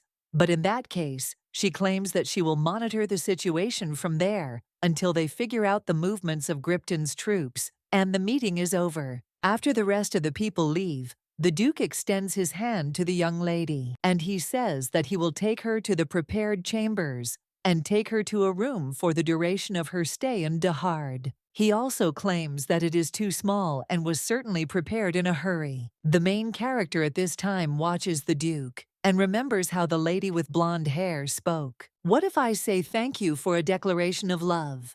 Doesn't that sound like a subtle demonstration of dislike?" And the girl understands that she was so busy with other things that she almost forgot.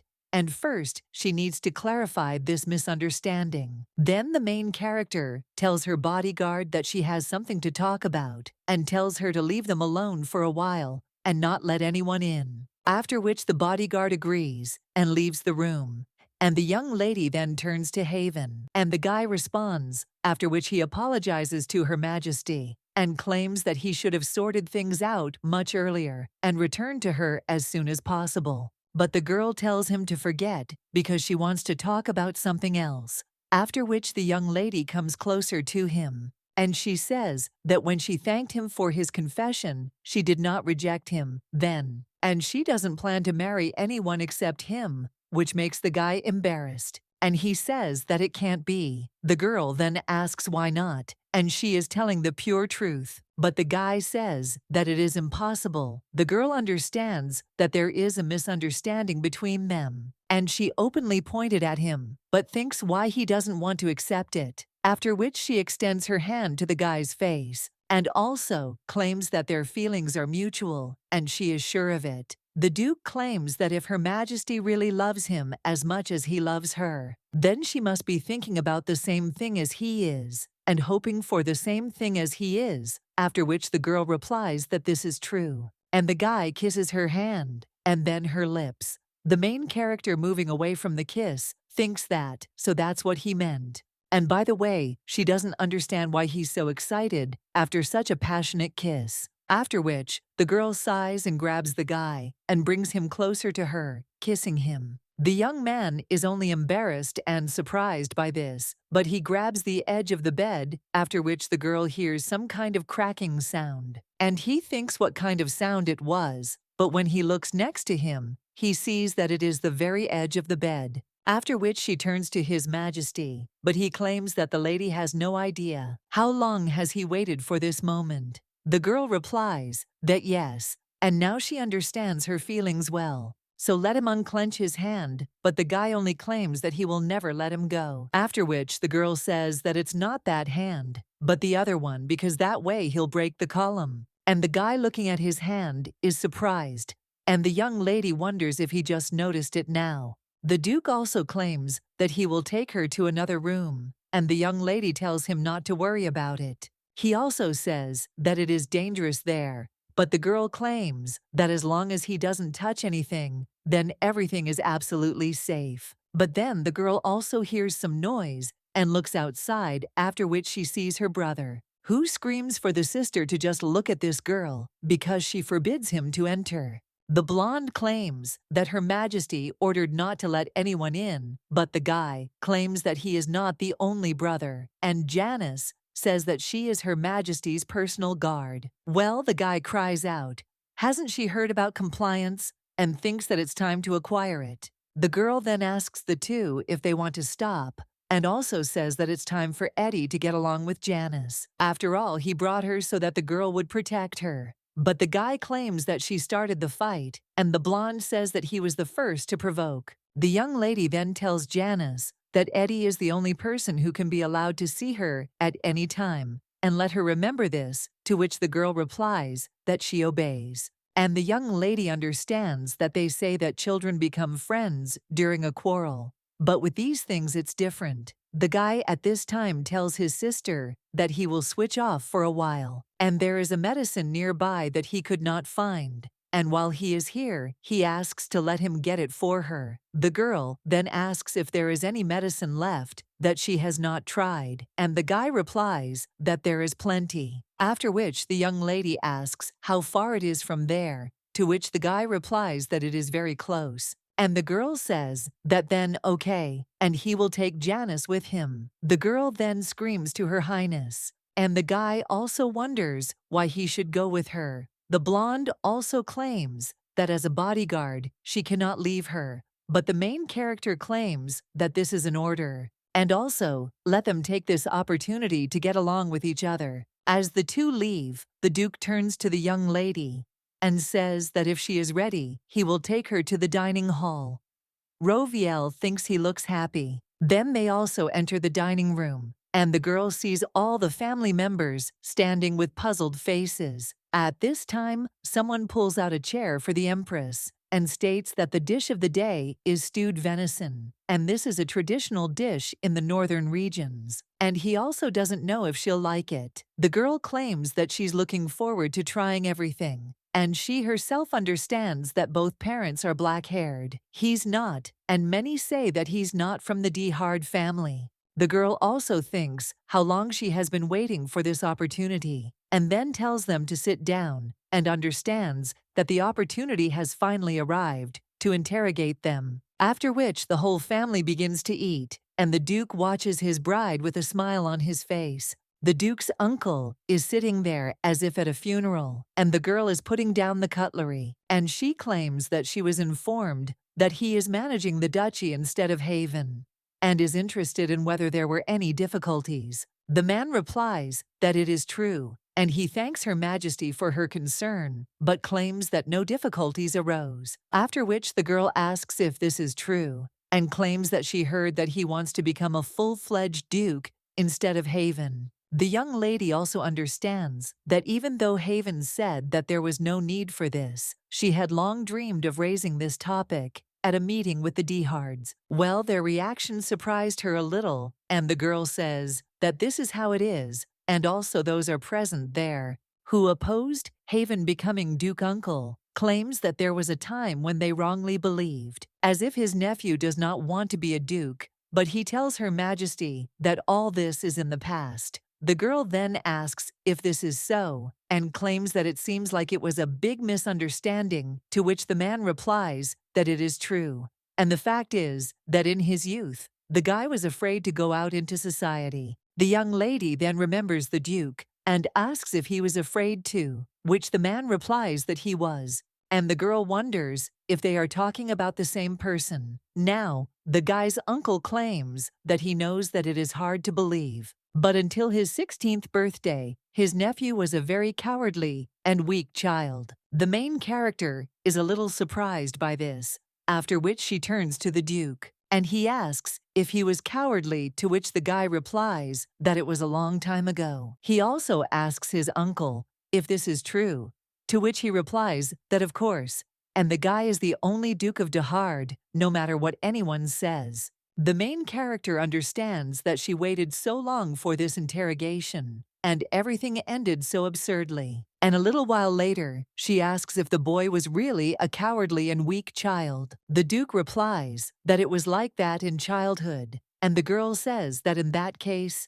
can a person's personality change so dramatically? After which, the guy says that he still remains cowardly and weak. Well, the girl says that the fact that she loves him does not mean that she will believe in anything. However, the young man takes her hand in his and claims that he is not lying and is afraid every second that she will turn away from him. But the guy also says that no matter what she thinks of him, he will always love her, and there must come a day when she will find him annoying. The girl replies that this is not true, and he is far from being annoying, after which she asks if he does not see how she loves her brother, although he behaves rather stupidly. After which the guy says that yes, compared to Earl Seaton. But then the Duke just starts laughing, and the main character watches this with a smile on her face. She understands that she has no experience in relationships, and instead of being clear to others, or she prefers to look into the hearts of those she loves,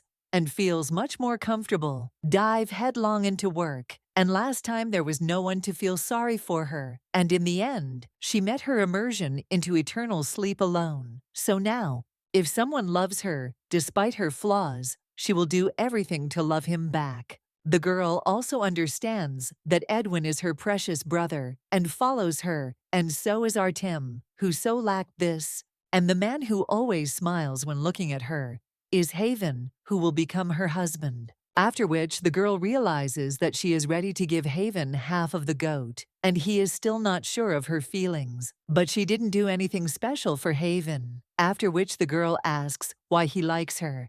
And the guy claims that he fell in love with her at first sight, and the main character thinks, how could this happen? And they met on that day when she looked like a walking corpse from overwork.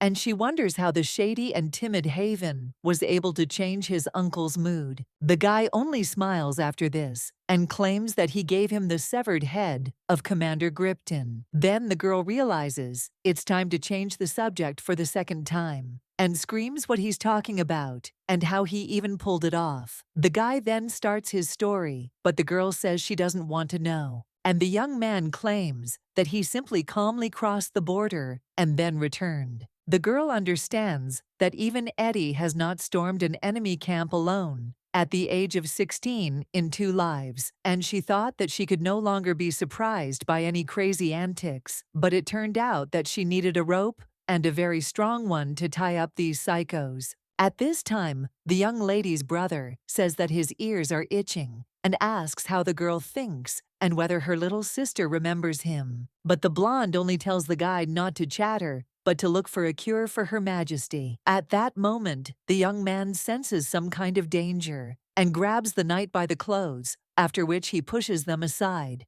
The girl is a little surprised and, looking at this monster, asks if this is really the same one. The young man replies that yes, and the intestines of the bacillus are very useful for preventing lung diseases, and they are found only there. The girl also sees some strange liquid spreading across the floor and wonders if it is dangerous. To which the guy replies that yes, and they must be extremely careful that his toxic blood and saliva do not touch them. The blonde closes her eyes at this time and thinks that this is medicine for Her Majesty, after which he opens them with determination and attacks this monster together with the young lady's brother. Janice Skyer is quite lazy and dreams of a quiet, carefree life. In order to explain the reason why she is ready to fight a bald monster that scares her to the point of trembling in order to get medicine for the Empress, we'll have to turn back time a little. A little while ago,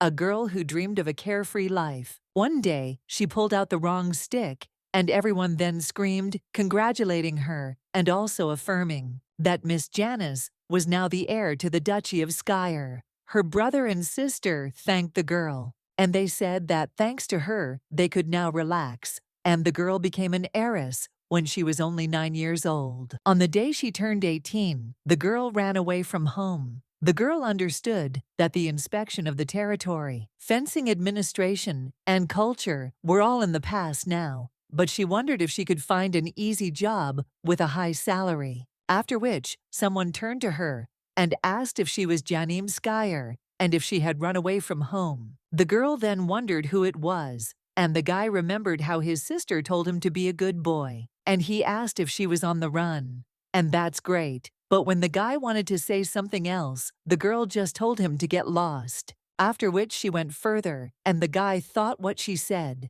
But his inner angel, in the form of his sister, told him to solve everything through dialogue. And the guy understood that it was right, because he needed to be patient, after which he once again turned to the girl and offered to talk to her peacefully. He also asked if she wanted to become his sister's bodyguard, and they would provide food, a home, and pay decently. But the girl only said that if he didn't leave her alone right now, she would knock him out, after which the guy said that then the Duchess and co. would catch her, and if she became her personal knight as a sister, then even the Duchess wouldn't get to her. The girl then stopped and turned to the guy and then asked who his sister was, to which he replied that his sister is the Empress of this country.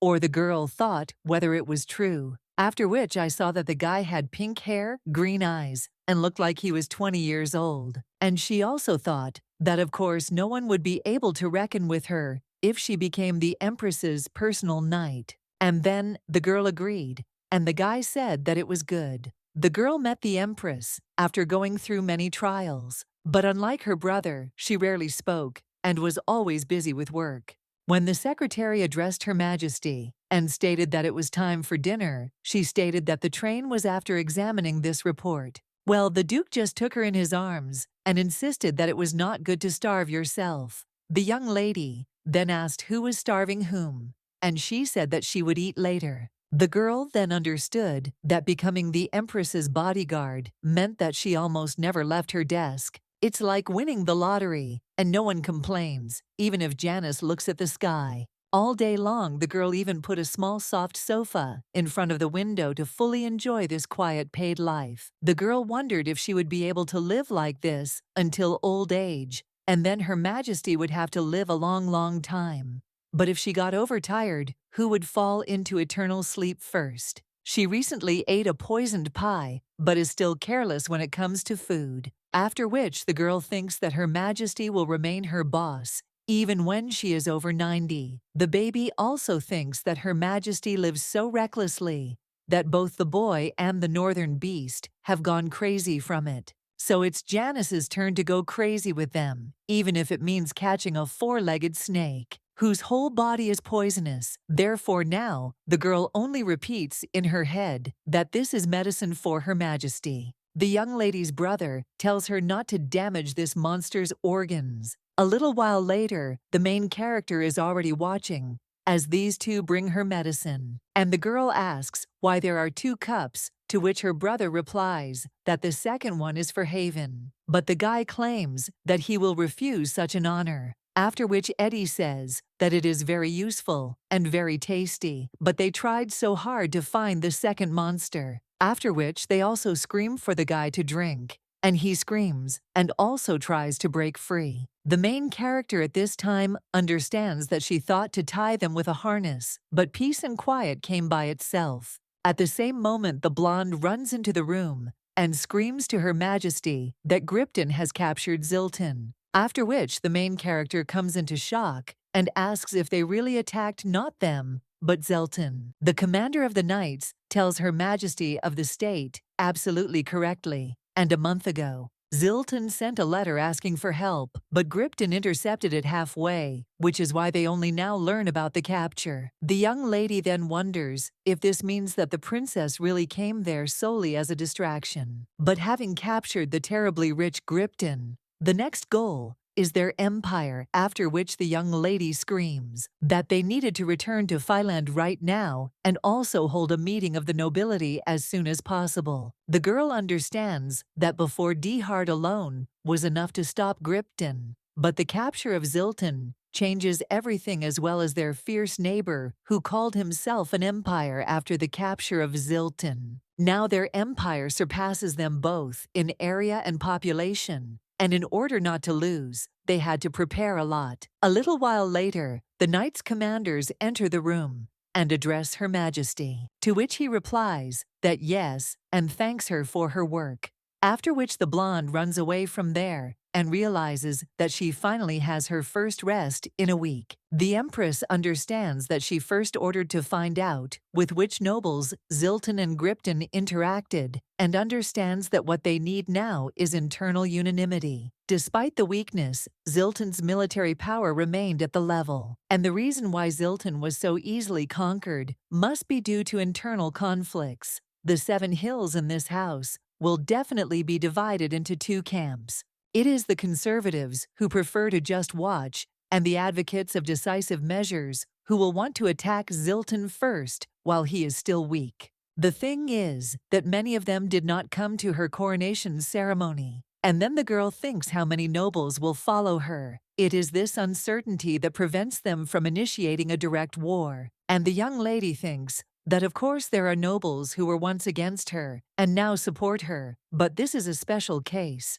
At this time, the Duke turns to Her Majesty and asks if she has a headache. The girl then replies that no, and it is nothing. But her brother immediately cries out, "Is she really sick?" And the bodyguard also asks if everything is okay with Her Majesty. Eddie cries out in concern, "Is this really because of Gripton?" But if this is so, then let the girl allow him to plunge them all into eternal sleep.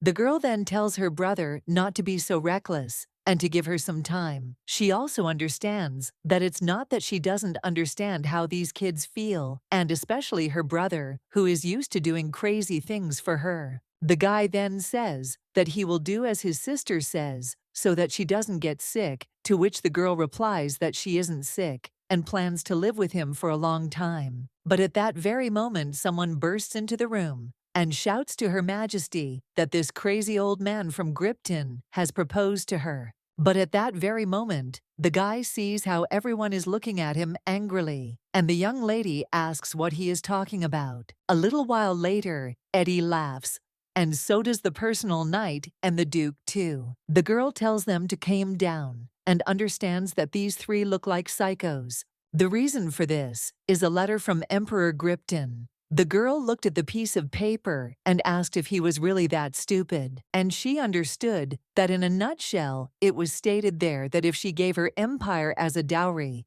then he would not attack her. After which the girl turned to the Duke, but when he turned to her in response, the girl was a little surprised, and the guy only claimed that tonight he would cut down this Emperor Gripton. Her brother then told the guy to get in line because this idiot is his. The main character only told them to calm down, both, and asked her personal knight to calm them down. But she just started waving her sword, and the young lady looked in that direction and thought, did she just cut the letter? After which the young lady said that everything was fine. She had already thought of everything, and her talent is enough to save the empire. But the Duke cried out, does she really want to waste time on something so insignificant? There is nothing to talk about there. The girl replied that as an empress, she is obliged to consider all possible solutions to this problem. But her personal knight claimed that there were no other solutions, and her brother claimed that it was right for his sister not to think about anything. Haven asked if she was really ready to get married to save the country, and didn't understand at all that she was essentially selling herself. After which the young lady told the Duke that no, he had misunderstood everything because she would not be there to get married because of this, after which the guy sighed and also claimed that he now understands. Why did Count Satin yield the throne to her, and why did he insist on the unification of the continent? But at first, he thought that her brother just wanted to reward her with something good. And also, if she had only chosen to be a despotic empress,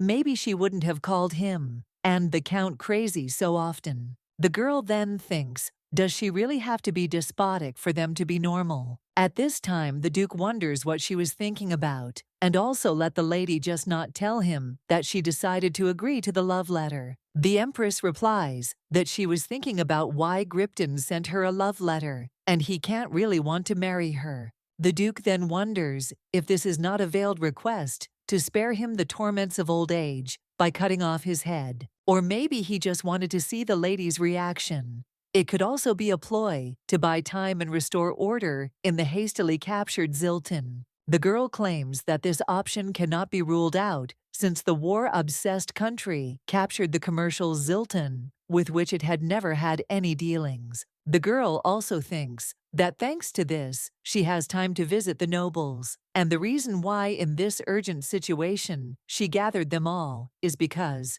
that they had recently discovered a royal spy from Zilton, and she had already ordered a check of the registration of all nobles. And also, tomorrow they will look at their moods. The Duke asks the ladies not to worry too much. After all, now the Empire is acting more openly, and they won't have to unravel their dark plans. The Empress wonders if he really wants to say that, because they have become bigger, they are now easy prey for them too. Which the guy replies that there is nothing wrong with that, but these two empires are different. After all, Gripton always knew that he would not be able to win the hearts of the inhabitants of their empire. The main character then asks if this is really true, and why he thinks so. But the guy replies that it's obvious, and they have a magnificent empress, so how can the people of this empire exchange her for the terrible Gripton? The girl replies that she appreciates his praise, but she needs a more compelling reason. And the guy wonders if it wasn't under her leadership that the 7 hills were transformed in just 6 months, and what could be more convincing? The girl at this time thinks that he is blinded by love. and claims that he did not convince her. The young lady also thought so, but a little while later, one of the aristocrats cried out, "Is the Empress really going to let this idiot get away with everything?" Another duke asked how much disrespect one must have for their empire to dare to do something like that, after which they all said that this idiot should be put into eternal sleep, and that the cabbage rolls should be punished for showing disrespect to her. The Empress was a little surprised after this, and realized that she did not expect this, and I also thought that only the North would support her. But what happened to the neutral Skyer and the pacifist Delmoy? The girl also thinks that she is supported, but not by everyone, and he thinks that it's time to move on to the second part, after which he says that, as they all know, Gripton sent a letter, and it was a letter of marriage, with an offer to voluntarily give up 7 hills and avoid invasion of their lands. That's why she wants to hear their opinion and has organized this meeting. One of the nobles speaks to Her Majesty. What happens if the 7 hills accept this offer and Gripton still attacks them? The girl replies that it is possible, but this is a chance to avoid war, after which one of them states that if so, then the central nobility would like to express its will, and they rise up and cry out that they do not need another emperor except Her Majesty. The girl wonders if they really want to see only her on the throne, and understands that these people were against her when she took the throne, but now one of them claims that if the throne belonged to the past emperor, he would have accepted Gripton's offer without hesitation. But they had already spoken to Her Majesty that they see how the empire has changed, thanks to her, and everything will collapse if they accept Gripton's offer. And they also dedicated their lives to Her Majesty and will not bow before Gripton. The girl at this time thinks about all this and is silent for a while, after which she thinks that this is how it happens. And she understands that it turns out that she managed to become the Empress. The young lady smiles and says that if everyone agrees, what about the new ruler of the East? And she wonders what Count de Lacnoir thinks. The man replies that the eastern region is in great turmoil, and now the East does not need chaos, but a favorable situation. The young lady then thinks that, of course, not so long ago, she deprived the East of Duke Pegos, and as the successor of the Duke, who didn't even bother to show up at today's meeting, he openly complains to her, and then the girl thinks how to convince the East. However, the man at this time asserts that Gripton's proposal goes beyond all bounds, and being the second hill of the empire, the East will also fight for the empire, which surprises the girl, and she understands that the country was founded by 7 families, each of which lived on its own hill, was called 7 Hills. However, the meaning of this union has long faded, and instead of working together, the emperors and nobles competed with each other for power. That's why she refused the help of the Pagos, considering that they call themselves the second hill in such a situation. And being a member of the alliance, they would not be able to ignore the newest threat. Well, the girl also thinks that whatever the reason, she is glad that everything is going easier than she expected, and all the nobility has already gathered their strength. After which the girl thinks that it seems she underestimated the patriotism of the nobility, and it is stronger than she thought.